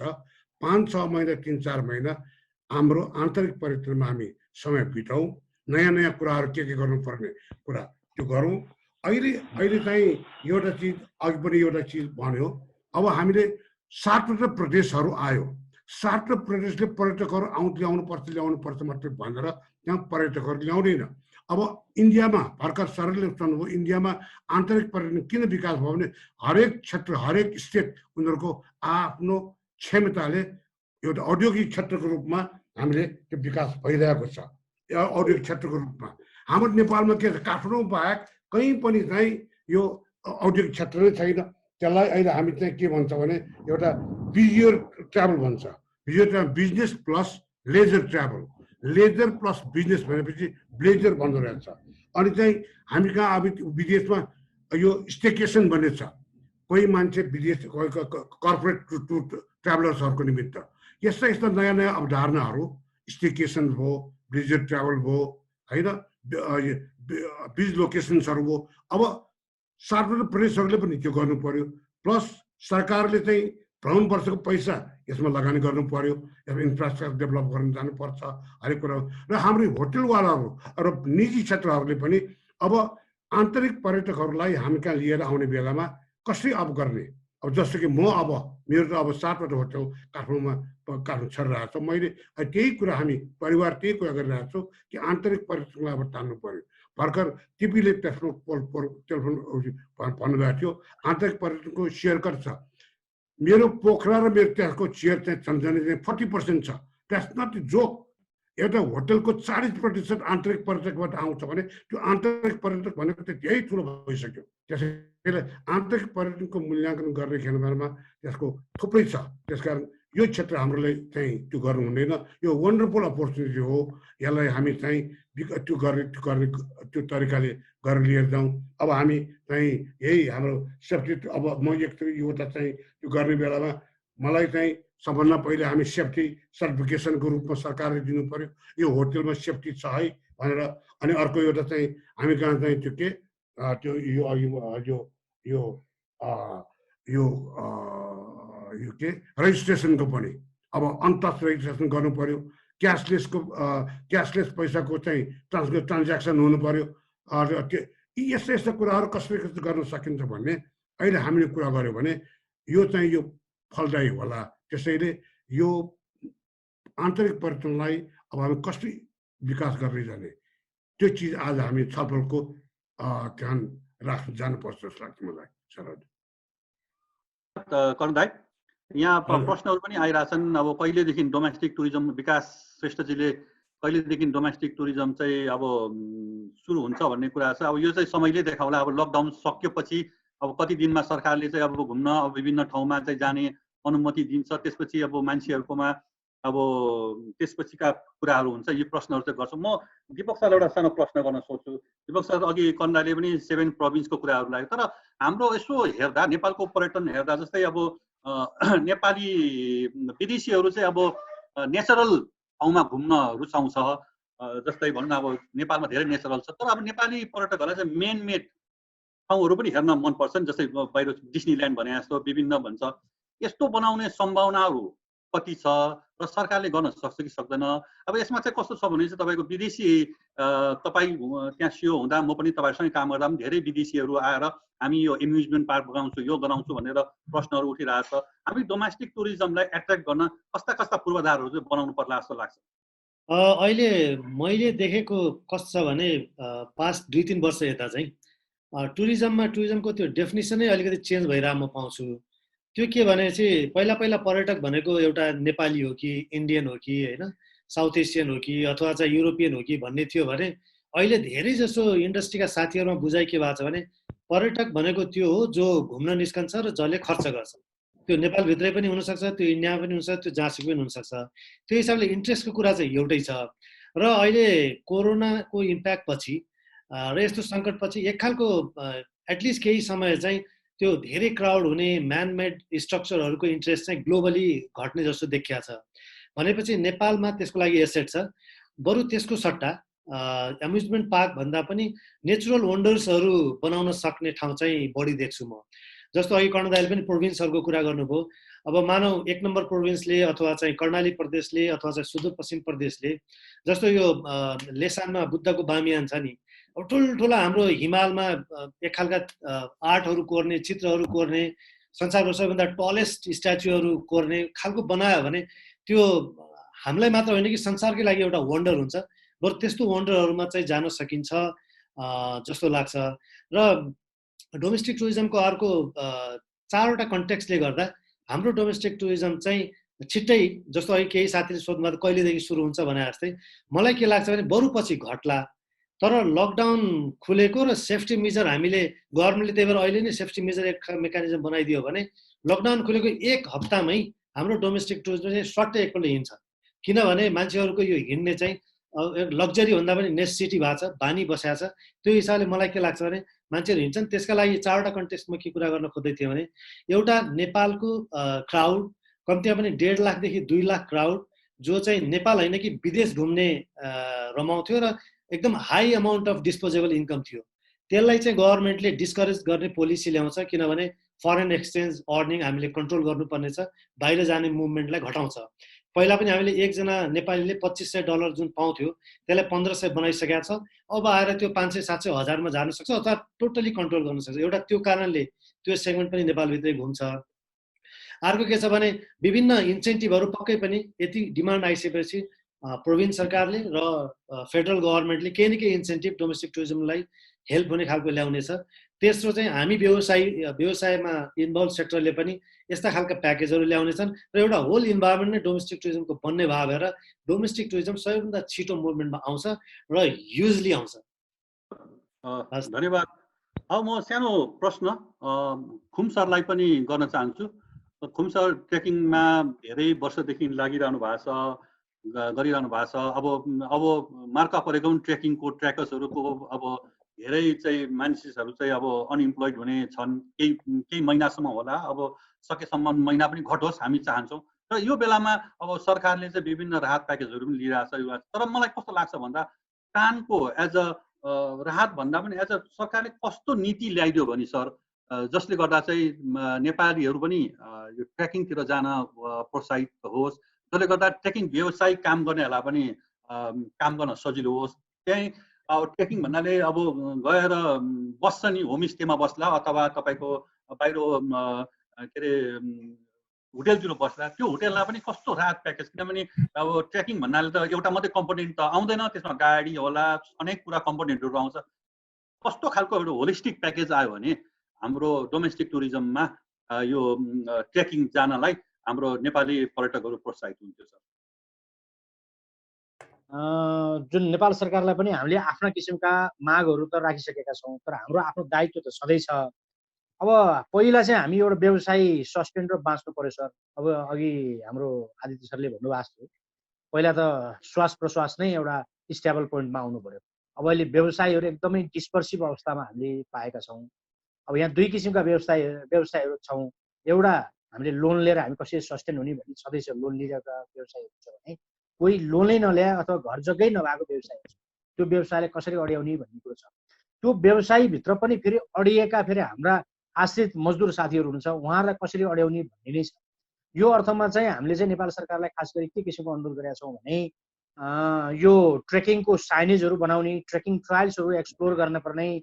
आज 7 प्रदेशमा चाहिँ ट्रेकिङ अथवा टुरिज्म भन्दै 7 प्रदेश चाहिँ जुर्मुराएर आएको अवस्थामा चाहिँ 7 प्रदेशमा चाहिँ ट्रेकिङका नयाँ ट्रायल्सहरू चाहिँ के हुनसक्छ त्यसलाई चाहिँ हामीले म्यानेज गर्न खोजिरहेका छौँ।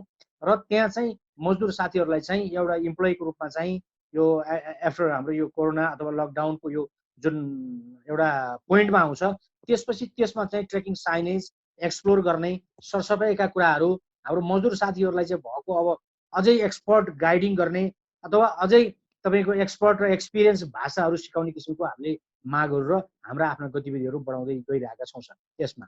र त्यसमा चाहिँ हामीले स्पेसल्ली प्याकेजको रूपमा चाहिँ हामीले ठ्याक्कै प्याकेज त बनाएको अवस्था होइन, तर हामीले चाहिँ के गर्न चाहिँ पर्ने देखिन्छ भने ट्रेकिङका डेस्टिनेसनहरू चाहिँ अथवा डोमेस्टिक टुरिज्म जाने डेस्टिनेसनहरू चाहिँ सिलेक्सन गर्नुपर्ने अवस्था छ।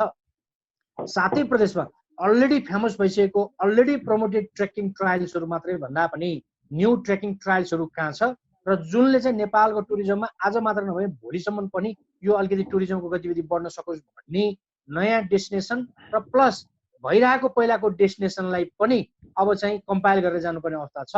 अब हामी डोमेस्टिक टुरिज्म कहाँ कुन ठाउँमा घुम्ने त भन्दा नेपाल सरकारले पनि प्रचार प्रसार गर्ने र स्पेसली नेपाल टुरिज्म बोर्डले पनि प्रचार प्रसार गर्नुपर्नेछ। यो लकडाउन पछि अथवा हाम्रो यो कोरोनाको यो एक किसिमको समाप्ति भएको मेसेज पछि हामी कुन कुन ठाउँमा कस्ता कस्ता ठाउँहरूमा कहाँ जाने त पूर्वदेखि पश्चिमसम्मका डेस्टिनेसनहरू सेलेक्सन गर्नुपर्नेछ। यसमा हामीले नेपाल टुरिज्म बोर्डलाई पनि के अनुरोध गरेका छौँ र तपाईँहरू पनि जो एक्सेल ट्रिप जुन सञ्चालन गर्नु भएको छ नयाँ नयाँ किसिमको एउटा रिसर्च र रिभ्यू गरौँ र नयाँ किसिमको ट्रेकिङ ट्रायल्सहरू पदयात्रामा सम्भावना भएका ठाउँहरूमा चाहिँ जाने किसिमको डेस्टिनेसन सेलेक्ट गर्नुपर्नेछ। त्यो डेस्टिनेसन सातै प्रदेशमा जुन चिज चाहिँ डोमेस्टिक टुरिज्मले चाहिँ जुन डाइजेस्ट गर्न सकोस्, डोमेस्टिक टुरिज्मले चाहिँ त्यसलाई के अरे ह्याप्पिली तरिकाले एक्सेप्ट गर्न सकोस् र डोमेस्टिक टुरिज्मको मुभमेन्ट हुँदा ओहो म यो ठाउँमा गएँ एकदम राम्रो वन्डरफुल ठाउँ रहेछ भन्ने किसिमको चाहिँ एउटा सिलेक्सन किसिमको डेस्टिनेसन होस् भन्ने किसिमबाट हामी लागिरहेछौँ र त्यो किसिमको नेपाल टुरिज्म बोर्डसँग पनि हामीले अनुरोध गरिरहेछौँ। अब प्रमोसनको हिसाबले नेपाल टुरिज्म बोर्डले गरिदिनु पर्यो। डेफिनेटली पनि इन्फ्रास्ट्रक्चरहरू पनि त्यतिकै डेभलप गर्नुपर्ने अवस्था छ। जुन ठाउँमा हामी जाँदाखेरिमा तपाईँको ट्रान्सपोर्टको एभाइलेबल हुन सकेन, एकोमोडेसनको एभाइलेबल हुन सकेन र त्यहाँ जाँदाखेरिमा एट्र्याक्सन पनि छैन भने हाम्रो गतिविधिहरू त्यति राम्रो नहुन सक्छ। त्यस कारणले गर्दा त्यो तीनटा एट्र्याक्सन, एकोमोडेसन र जुन एक्सेसको पनि वातावरण मिलाउनु पर्ने र त्यो पछि प्याकेजका डेस्टिनेसनहरू अथवा हामीले सेलेक्सन गरिरहेको डेस्टिनेसन पनि राम्रोसँग चाहिँ हाम्रो पर्यटक डोमेस्टिक पर्यटकहरूले चाहिँ एउटा मनमा चाहिँ लिन सक्ने र आफ्ना मन मस्तिष्कमा लिन सक्ने र आफ्ना अरू साथीभाइहरूलाई पनि रेकमेन्ड गर्न सक्ने किसिमको डेस्टिनेसनहरू सेलेक्ट गर्नुपर्नेछ। हामीले पहिला अब जहिले पनि हामीले अब यो पोखरा, लुम्बिनी, चितवन यो मात्रैमा बढी अहिले फोकस भइरहेछ। यो अवस्थामा पूर्वको इलामका विभिन्न डेस्टिनेसनहरू, सुदूरपश्चिमका पनि विभिन्न डेस्टिनेसनहरू अथवा विभिन्न प्रदेशमा भएको महत्त्वपूर्ण डेस्टिनेसनहरूलाई चाहिँ एउटा सेलेक्सन डेस्टिनेसन बनाएर डोमेस्टिक गतिविधि चाहिँ गर्ने एउटा हामीले प्लान गरिरहेछौँ। अब आशा छ सबै अब हाम्रो अहिले भइरहेको समस्याहरू छिटै समाधान हुनेछ र डोमेस्टिक मुभमेन्ट हुनेछ र हामीले त्यहाँ आफ्ना किसिमको प्याकेजिङहरूमा ट्रान्सपोर्टको कुरा आउन सक्छ, एयरलाइन्सको कुरा आउन सक्छ, होटलका कुरा आउन सक्छन्, रेस्टुरेन्टका कुरा आउन सक्छ अथवा तपाईँको हरेक किसिमको हाइजिनहरूको कुरा आउन सक्छ। त्यसमा चाहिँ हामीले समग्र मिलाउँदै जाने किसिमको प्लान गरेका छौँ। त्यो सबैको सहकार्य छ र डेफिनेटली पनि नेपाल सरकारले त्यसमा ध्यानपूर्वक बुद्धिमत्तापूर्वक हामी प्राइभेट सेक्टरहरूलाई परिचालन गरेर डोमेस्टिक टुरिज्मको भाइबहरू चाहिँ अगाडि बढाउनु पर्छ भन्ने किसिमबाट चाहिँ हामीले मागहरू गरिरहेछौँ र आशा छ अब यहाँ सबै क्षेत्रले चाहिँ यो किसिमको गतिविधिमा अगाडि बढ्नेछ भन्ने भनाइराख्छु। धन्यवाद। खुम्सर धन्यवाद तपाईँको। तपाईँले भने जस्तै हामी एक्सेल ट्रिप पनि नेपाल पर्यटन बोर्ड, नेपाल सरकार, हान टान नाटा सबैसँग सहकार्य गरेर हामी डिजिटल प्लेटफर्म हो, हामी डिजिटली कसरी सहयोग गर्न सक्छौँ भन्ने हिसाबले अब डिजिटल जे भयो भने मान्छे पुर्याउने त तपाईँहरू नै क्यारियर हो। हामी जति डिजिटल हो हाम्रो एक्सेल ट्रिपको चाहिँ सहकार्य सबै होटेलहरूसँग ट्र्याकिङ एजेन्ट हामीले एउटा नयाँ काम पनि गरिरहेछौँ जहाँ चाहिँ तपाईँहरूको ट्र्याकिङ प्याकेजहरू चाहिँ हामीले फ्लोट गर्ने एउटा हामीले राखिरहेछौँ।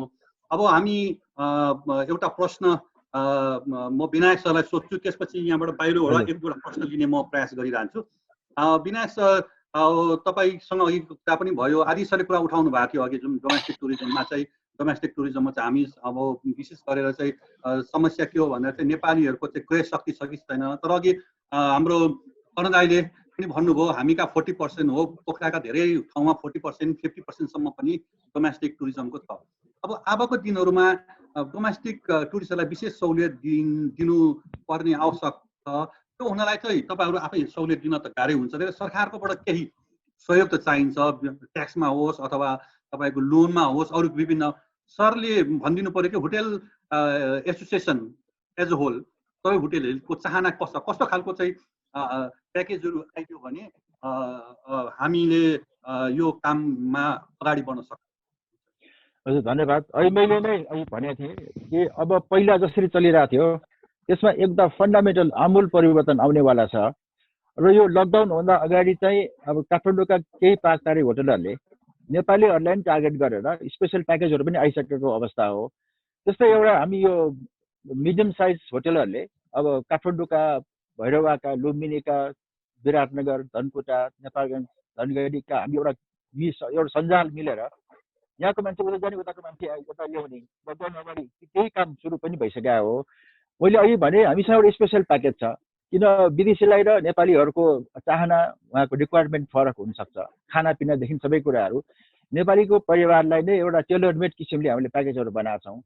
त्यसलाई चाहिँ अब सरकार अफकोर्स सरकार नेपाल टुरिज्म बोर्डको सहयोगमै हामीले गाडी गर्ने हो। त्यसमा अब ट्रेकिङ अब नाटा हाम्रो ट्रान्सपोर्ट अब हवाई कम्पनी सबैसँग हाम्रो सहकार्यमै हामीले अगाडि बढाइरहेका छौँ। र अहिलेको अवस्थामा चाहिँ हामीले के चाहियो भन्दाखेरि अब हाम्रो होटलहरूमा आएर बस्दाखेरि जुन अहिलेको जुन अवस्था छ, अब जुन सुरक्षाका उपायहरू नेपाल सरकारले स्वास्थ्य मन्त्रालयले एउटा मापदण्ड तोक्नु पर्यो, के गर्नु पर्यो, हामीले डिस्टेन्स राख्नु पर्ला, अब सेनिटाइजेसनका कुराहरू होला। अब एकचोटि बसेर त्यहाँ मान्छे जो बस्न आउँछ नि हाम्रो ग्राहकहरू, उहाँहरू चाहिँ ल म सेक्योर छु, म यहाँ मलाई यसमा म एकदम 100% ठिक छ भन्ने एउटा अत्याभूति नभए त को मान्छे बस्ला र। त्यस कारण अहिले चाहिँ त्यो एउटा मापदण्ड हामीलाई आवश्यक छ। अहिले हामीलाई धेरै रिक्वेस्टहरू छ हामीसँग हाम्रो होटलहरूलाई कि नेपालभन्दा बाहिर बस्ने अमेरिकामा, युरोपमा, अस्ट्रेलियामा, जापानमा बस्ने नेपालीहरू चार्टर फ्लाइट लिएर नेपाल आउन तयार हुनुहुन्छ। नेपाल आएपछि अब as per the regulation quarantine बस्नु पर्यो, 15 दिन 16 दिन 14 दिन क्वारेन्टाइनमा बस्दाखेरि उहाँहरू सर्टेन होटल युज गर्न चाहनुहुन्छ। तर त्यसको मापदण्ड के भन्ने कुराहरू प्रश्न छैन। यो नै अहिले सुरुवात हुनसक्छ। झन् 2-4 लाख मान्छे, अब धेरै मान्छेहरूको हामीसँग ठुलो रिक्वेस्टहरू छ। त्यस्तै अब अहिले हामीले भनिहाल्यौँ प्याकेजको कुराहरू गऱ्यौँ। अब अलिकति अब धर्म जस्तो अब लुम्बिनीमा पशुपतिनाथमा दर्शन गर्न आउने नेपालीहरूको सङ्ख्या बाहिरका थुप्रा छन् अहिले। त्यसलाई पनि हामी मिलाएर प्याकेजको रूपमा अब पक्कै पनि बजेटको कुरा पनि हेर्नुपर्छ। अब बजेट अब हाम्रो एउटा ब्रेक इभन आउने हिसाबले हामी अगाडि बढ्नुपर्ने कुरा आउँछ। त्यस कारणले हाम्रो सुरुवात भइ नै सकेको छ।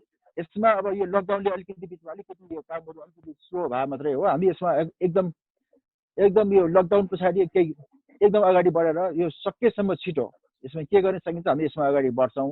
यसमा अब सबै क्षेत्रको साथ सहयोग हामीसँग छँदैछ। त्यसरी नै हामी अगाडि बढ्ने योजना गरेका छौँ। थ्याङ्क यू विनायक सर, धन्यवाद विनायक सर। हामी कहाँ अहिले भर्खरै जोइन गर्नुभएको छ अच्युतजी। अच्युतजी नमस्ते।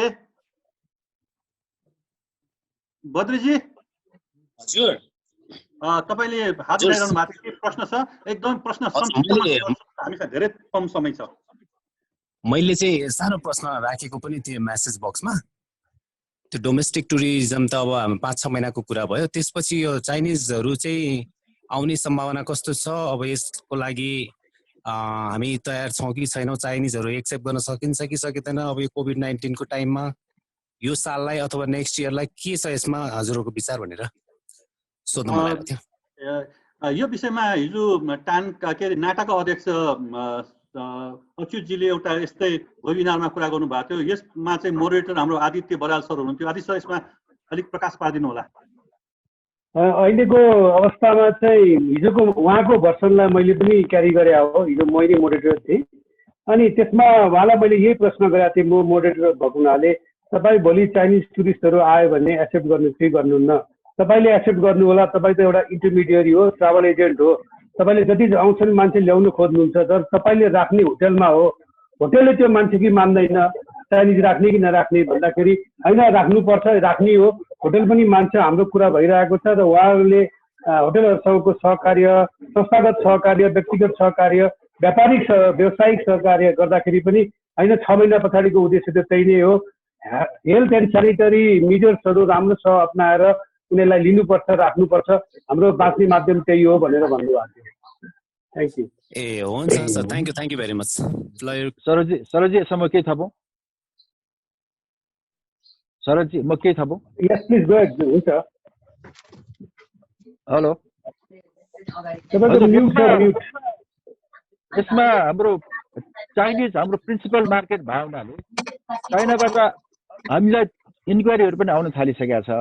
अब त्यस कारणले हामीले हाम्रो एउटा मैले अहिले पनि भने हाम्रो एउटा सेक्युरिटी मापदण्ड के हो, स्ट्यान्डर्ड हामीले अब नेपाल सरकारको स्वास्थ्य मन्त्रालयबाट WHO को प्रोसिड्युर हामीले फलो गरेर के कस्तो गर्नुपर्ने हो त्यो स्ट्रिक्टली फलो गर्दाखेरि त आखिर अल्टिमेटली त अब चाइनिजहरू अब हाम्रो प्रिन्सिपल मार्केट हो, हामी लिइहाल्नुपर्छ। त्यसतिर हामीले काम गर्न सक्यो भने हाम्रो होटलमा हाम्रो कर्मचारीको स्वास्थ्य पनि त हामीले ध्यान दिनु पर्यो। अब हाम्रो सेवा दिने हाम्रो कर्मचारीहरू नै कसरी सुरक्षित रहन्छन् भन्ने कुरा पनि आवश्यक छ। त्यसको लागि एउटा मापदण्ड आवश्यक छ। त्यसमा हामीले पनि रिक्वेस्ट गरेका छौँ, हामी त्यसमा काम गरिरहेका छौँ। त्यसमा नेपाल सरकारको एउटा मापदण्ड आइदियो भने हामीले यसमा अगाडि बढ्न सजिलो हुन्छ। Thank you. निमेश उलकजीले पनि हात उठाइरहनु भएको छ प्रश्न गर्न। उलकजी नमस्ते। हजुर नमस्ते, मेरो सुनिरहेछ? नमस्कार। मेरो प्रश्न चाहिँ सबैजनालाई यहाँ अहिले यो टुरिज्म डोमेस्टिक टुरिज्मको यो जुन प्रमोसनको कुरा भइरहेछ यो चाहिँ अहिलेको लागि हामी यो पेन्डेमिक फोकस मात्र हो कि हामी अब यसलाई पछिसम्म पनि के डोमेस्टिक टुरिज्म चाहिँ अगाडि बढाउने सोचमा हो? यदि हो भने अहिलेको यो पेन्डेमिकले त तपाईँको इकोनोमी त एकदम धराशायी बनाउँछ। यसले अब लोकल हामी जस्तो सिटिजनहरूलाई त अब यो एडभर्स इम्प्याक्ट भइरहेको इकोनोमिक इम्प्याक्ट भइरहेको बेलामा कसरी डोमेस्टिक टुरिज्म चाहिँ यही रेटमा जान सकिन्छ जस्तो लाग्छ?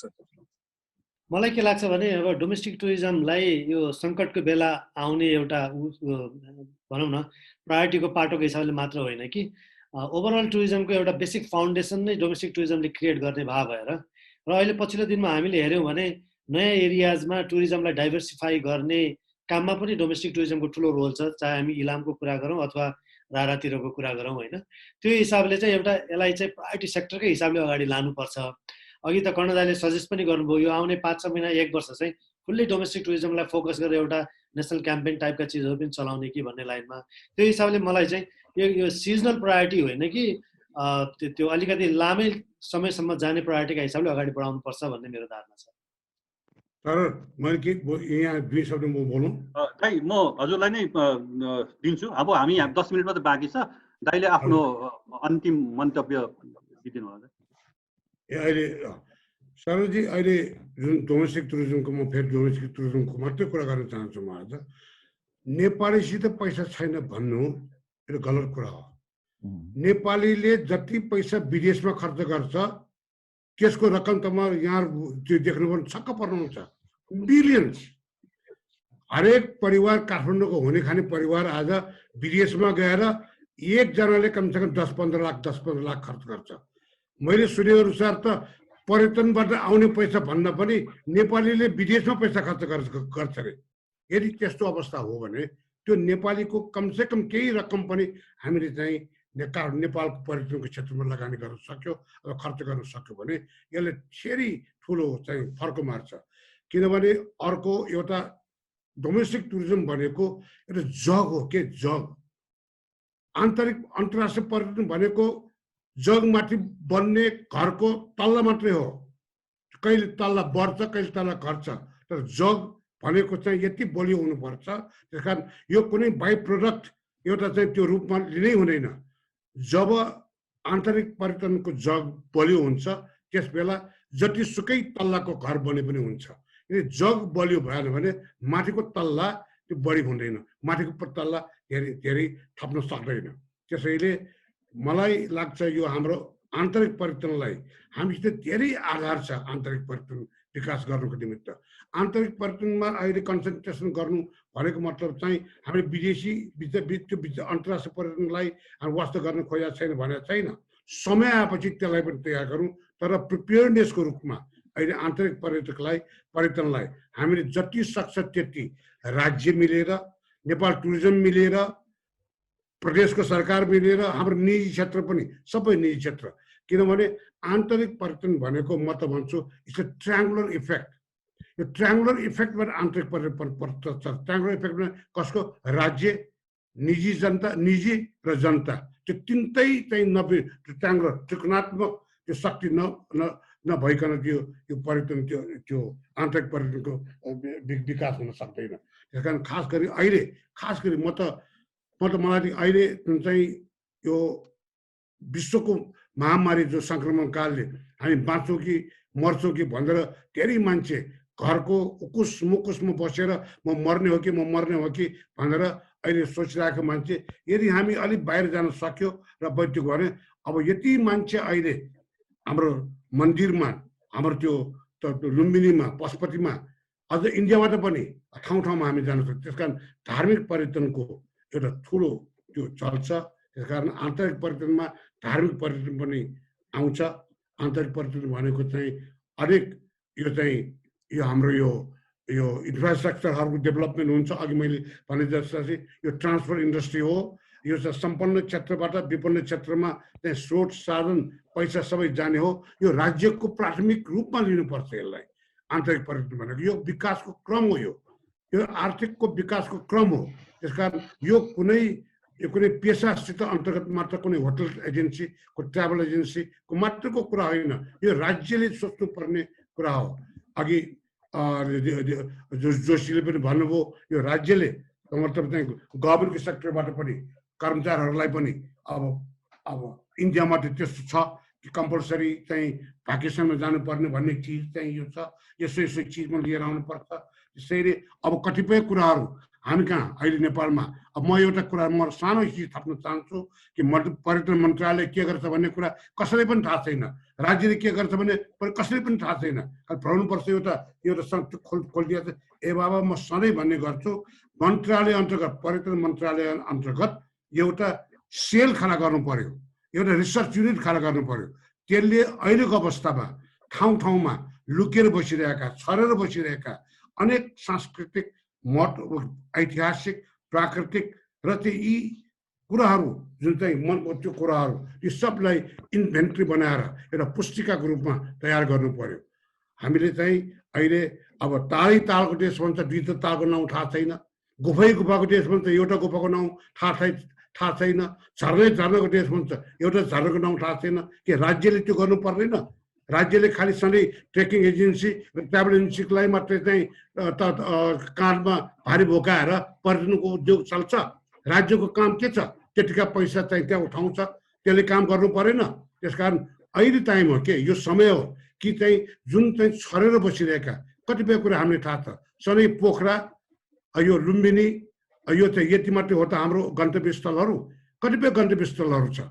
ती सब गन्तव्य स्थलहरूको अध्ययन गरेर सूची तयार पारेर त्यसको इन्भेन्ट्री तयार पारेर अहिले आन्तरिक पर्यटनको क्षेत्रमा पनि र पछि गएर त्यही चिज हाम्रो that will be a wonderful product for international tourist. त्यसैले यो अहिले हामीले यो आन्तरिक पर्यटनको जुन चाहिँ क्षेत्रको कुरा गरिरहेछ अहिले म त अहिले हाम्रो घरको परिवार त यही कुरामा लागिरहेछ।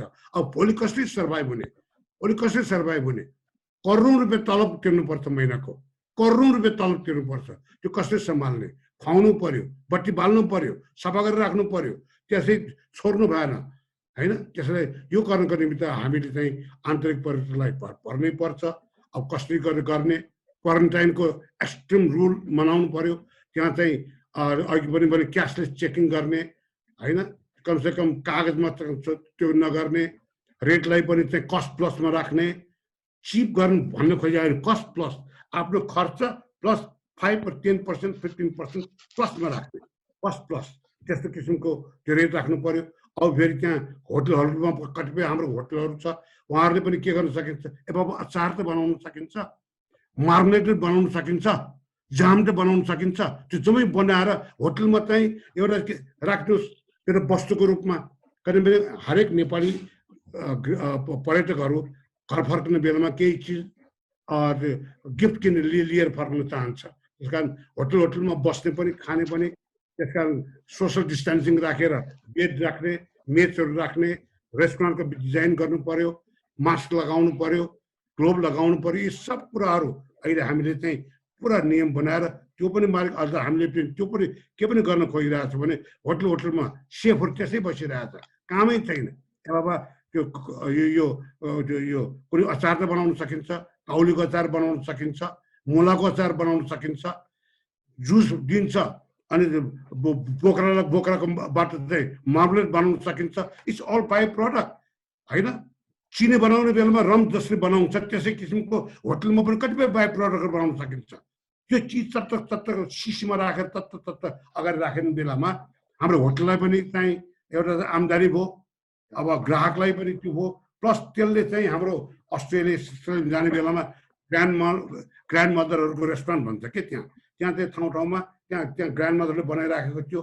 इट काइन्ड अफ क्यारेक्टर त्यो होटलमा अथवा कुनै सर्भिस त्यो पर्यटनको क्षेत्र भनेको एउटा सास फेर्नु पर्ने क्षेत्र हो के। त्यो त्यसै घर मात्रै बनाएर त्यो त्यसै चाहिँ पर्यटन हुँदैन। त्यो पर्यटनको क्षेत्रमा सास हाल्नु पर्यो, आत्मा जगाउनु पर्यो। यो आत्मा जगाउने कामहरू हामीले गर्नु खोज्यो भने अहिले हामी नेपालीले सधैँ मेडिटेसनको कुरा गर्छ। अब नेपालीहरू मेडिटेसन गर्दैन। अहिले जबै होटलवालाले वेलबिङको कुरा गर्नु पर्यो, मेडिटेसनको कुरा गर्नु पर्यो, अब कतिपय कुराहरू हामी गर्न सकिन्छ।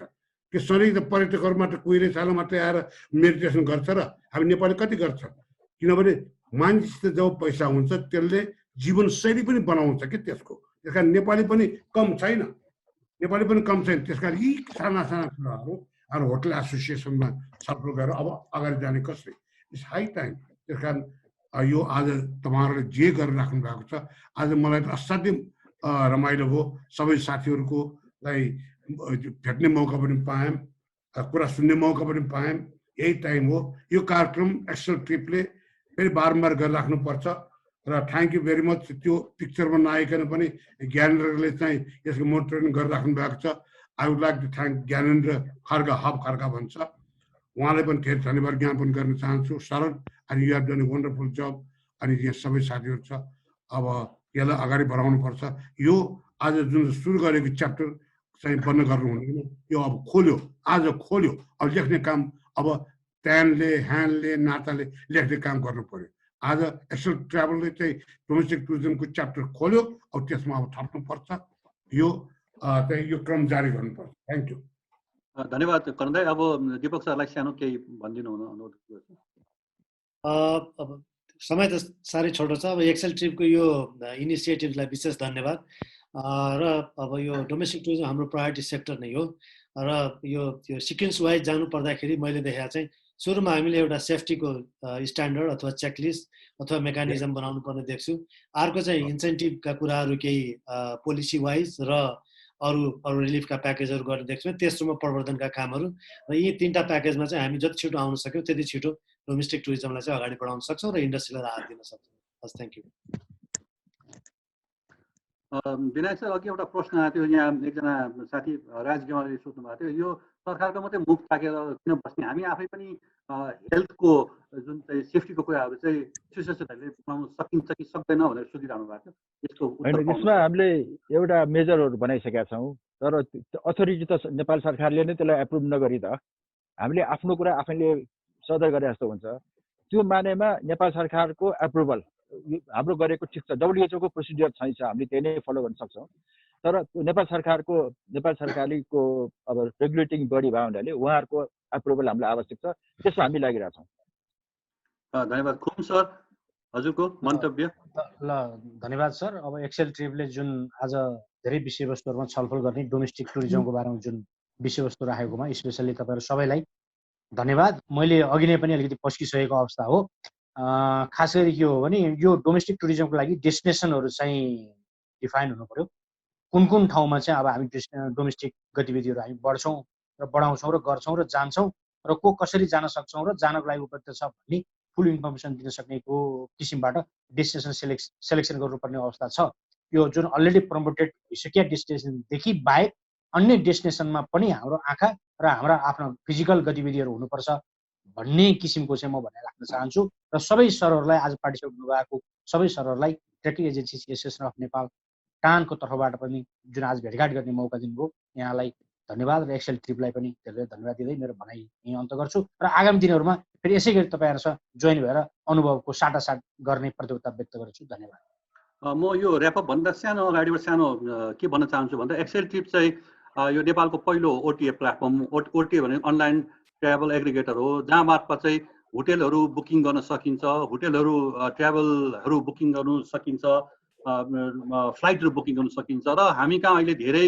साथीहरू नेपालका धेरै होटेलहरू हामीसँग आबद्ध हुनुभएको छ र म आह्वान गर्छु कि अरू साथीहरू पनि जो हेरिरहनु भएको छ उहाँहरूको पनि होटेलहरू पनि हाम्रो एक्सेल ट्रिपमा चाहिँ आबद्ध भएर हामीलाई सहयोग गरिदिनु अनुरोध गर्दैछु र अर्को के छ भन्दा एक्सेल ट्रिपबाट चाहिँ तपाईँहरूले बुकिङ गर्दा चाहिँ एक्सेल ट्रिपले चाहिँ तपाईँको यो अनलाइन भएकोले गर्दा हामीले यो ब्याङ्कको कार्डहरू नेपालमा चल्ने ब्याङ्कको कार्डहरूबाट तपाईँहरूले चाहिँ बुकिङ गर्न सक्नुहुन्छ र ई सेवा मार्फत पनि तपाईँहरूले चाहिँ होटेल बुकिङ गर्न सकिन्छ नेपालको मात्र होइन विदेशका होटेलहरू पनि तपाईँको नेपालकै कार्डबाट ई सेवाबाट विदेशका अन्तर्राष्ट्रिय फ्लाइटहरू पनि तपाईँहरूको नेपालको ई सेवा र होटेलबाट बुक गर्न सक्नुहुन्छ अब म एक्सेल ट्रिपका कन्ट्री डाइरेक्टर आदित्य बराजुलाई ऱ्यापअप गरिदिनु अनुरोध गर्दछु यो लिभ ट्राभल कन्सेसन्सलाई हामीले अलिकति बढावा दिनुपर्छ सरकारले यसलाई बढाउनको लागि आफ्ना पोलिसी रिफर्म पनि गर्दैछ त्यस्तै हामीले भोकेसनल ट्रेनिङ सेन्टर्सहरू ठाउँ ठाउँमा खोल्यो भने अहिले जुन विदेशमा गएका भाइहरू छन् तिनीहरू फर्केर आउँदाखेरि पनि तिनीहरूलाई एब्जर्भ गर्न पनि सकिने र हाम्रो होटल इन्डस्ट्रीमा देखिएको पुअर ह्युमन रिसोर्सको जुन छ त्यो क्यापासिटी एनहान्स गर्नलाई पनि सजिलो हुन्छ जस्तो लाग्छ। र त्यसै गरी धेरै जसो डोमेस्टिक टुरिज्मको कुरा गर्दाखेरि हामीहरू खालि काठमाडौँबाट बाहिर जाने मात्रै सोध्छौँ कि अब हाम्रा 7 वटा सब नेसनल गभर्मेन्ट्सहरू हामीसँग अलरेडी पेस छन्, 7 वटा गभर्मेन्ट सब नेसनल छन् भने त्यताबाट यता ल्याउने पनि सोच्नु पर्यो र यो क्रस प्रोभिन्स कसरी मुभमेन्ट्सहरू बढाउन सकिन्छ भनेर पनि सोच्नु पर्यो र उनीहरूले पनि यस्तो खालको लिभ ट्राभल कन्सेसन एलटिसीहरू दिँदाखेरि चाहिँ आफ्नो प्रदेशभन्दा बाहिर जानुपर्छ है भन्ने चाहिँ म्यान्डेटरी क्लजहरू राख्न सकेको खण्डमा यो मुभमेन्ट्सहरू क्रस प्रोभिन्स मुभमेन्ट्सहरू पनि तयार हुन्छ जस्तो लाग्छ र विशेष गरी एडभेन्चर फोकस प्रोग्राम्सहरूमा हामीले बनाउनुपर्छ होला, किनभने एडभेन्चर लभर्सहरूलाई रिस्कको त्यति डर हुँदैन, मान्छे डराउँदैनन् यो लाइनमा लागेकोहरू र विशेष गरी अब ग्रुपलाई अभोइड गर्ने हुँदाखेरि अनलाइन बुकिङ्सहरू र एफआइटी इन्डिपेन्डेन्ट ट्राभलर्सहरूको कम्पोनेन्ट चाहिँ ज्यादै मात्रामा हुन्छ, त्यसलाई फोकस गरेर हामी सबैले चाहिँ प्याकेजहरू बनायौँ भने फ्युचरमा अलिक सस्टेन गर्न सजिलो हुन्छ जस्तो लाग्छ। त्यति भन्दै धन्यवाद, सबैले राम्रो अमूल्य समय दिनुभई आफ्ना इनपुट्सहरू राखिदिनु भएकोमा एक्सेल टिमको तर्फबाट सबैलाई धन्यवाद दिँदै प्लस फेसबुकमा हेरिरहनु भएको र क्वेसन राख्नु भएको साथीहरूलाई पनि धन्यवाद दिन्छु। अर्को नेक्स्ट प्रोग्राम हामी यस्तै फेरि बनाउँछौँ, त्यसमा यहाँहरूलाई जानकारी नै दिनेछौँ। आजको लागि धन्यवाद, थ्याङ्क यू भेरी मच। धन्यवाद आदित्य सर। यो आज यस हाम्रोमा आउनुभएका सम्पूर्ण साथी कर्णसाक्यदेखि लिएर खुम्जी, हाम्रो विनायक सर, हामी अनि हाम्रो दीपक सर आदि सबैलाई धन्यवाद दिँदै अब अन्तमा हाम्रो एक्सेल टिपको सानो भिडियो प्रस्तुत गरी हामी आजको यो कार्यक्रम यहीँ समाप्त गरौँ। धन्यवाद, हेरिदिनु भएकोमा धेरै धेरै धन्यवाद। You've been running your hotel business for a while. Customers are coming in through contacts, middlemen, and room get booked from your website or calls. You are happy with this traditional flow of work, but you're thinking of taking your business to the next level. Well, here's a new way to grow. Exceltrip, Nepal's first online travel aggregator.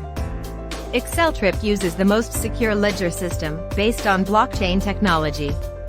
Exceltrip is a decentralized travel ecosystem with an ultimate goal of directly connecting vendors and customers in a single platform and help them save money by eliminating middlemen. This is not the limit. Our dedicated staff is always available to help vendors for any complications or registration issues and will also be giving dedicated OTA support. The most amazing thing about collaborating with Exceltrip is that we charge zero commission and faster settlement. What will you get from this? You'll get a powerful online presence, innovative tools and features, instant confirmation, verified guest reviews, and hotel gets customers from worldwide. Exceltrip is the first platform that accepts all domestic, international Visa and MasterCard to book hotels and flights in Nepal and worldwide. Not only this, Exceltrip is the official partner for Nepal Tourism and Visit Nepal 2020 recognized by Nepal Tourism Board. Exceltrip Global is operating since 2016 and has over 1.5 million hotels, 400 airlines from over 200 countries. So, what are you waiting for? Go to our website and register your hotel today. Exceltrip, building your client base you can ever imagine.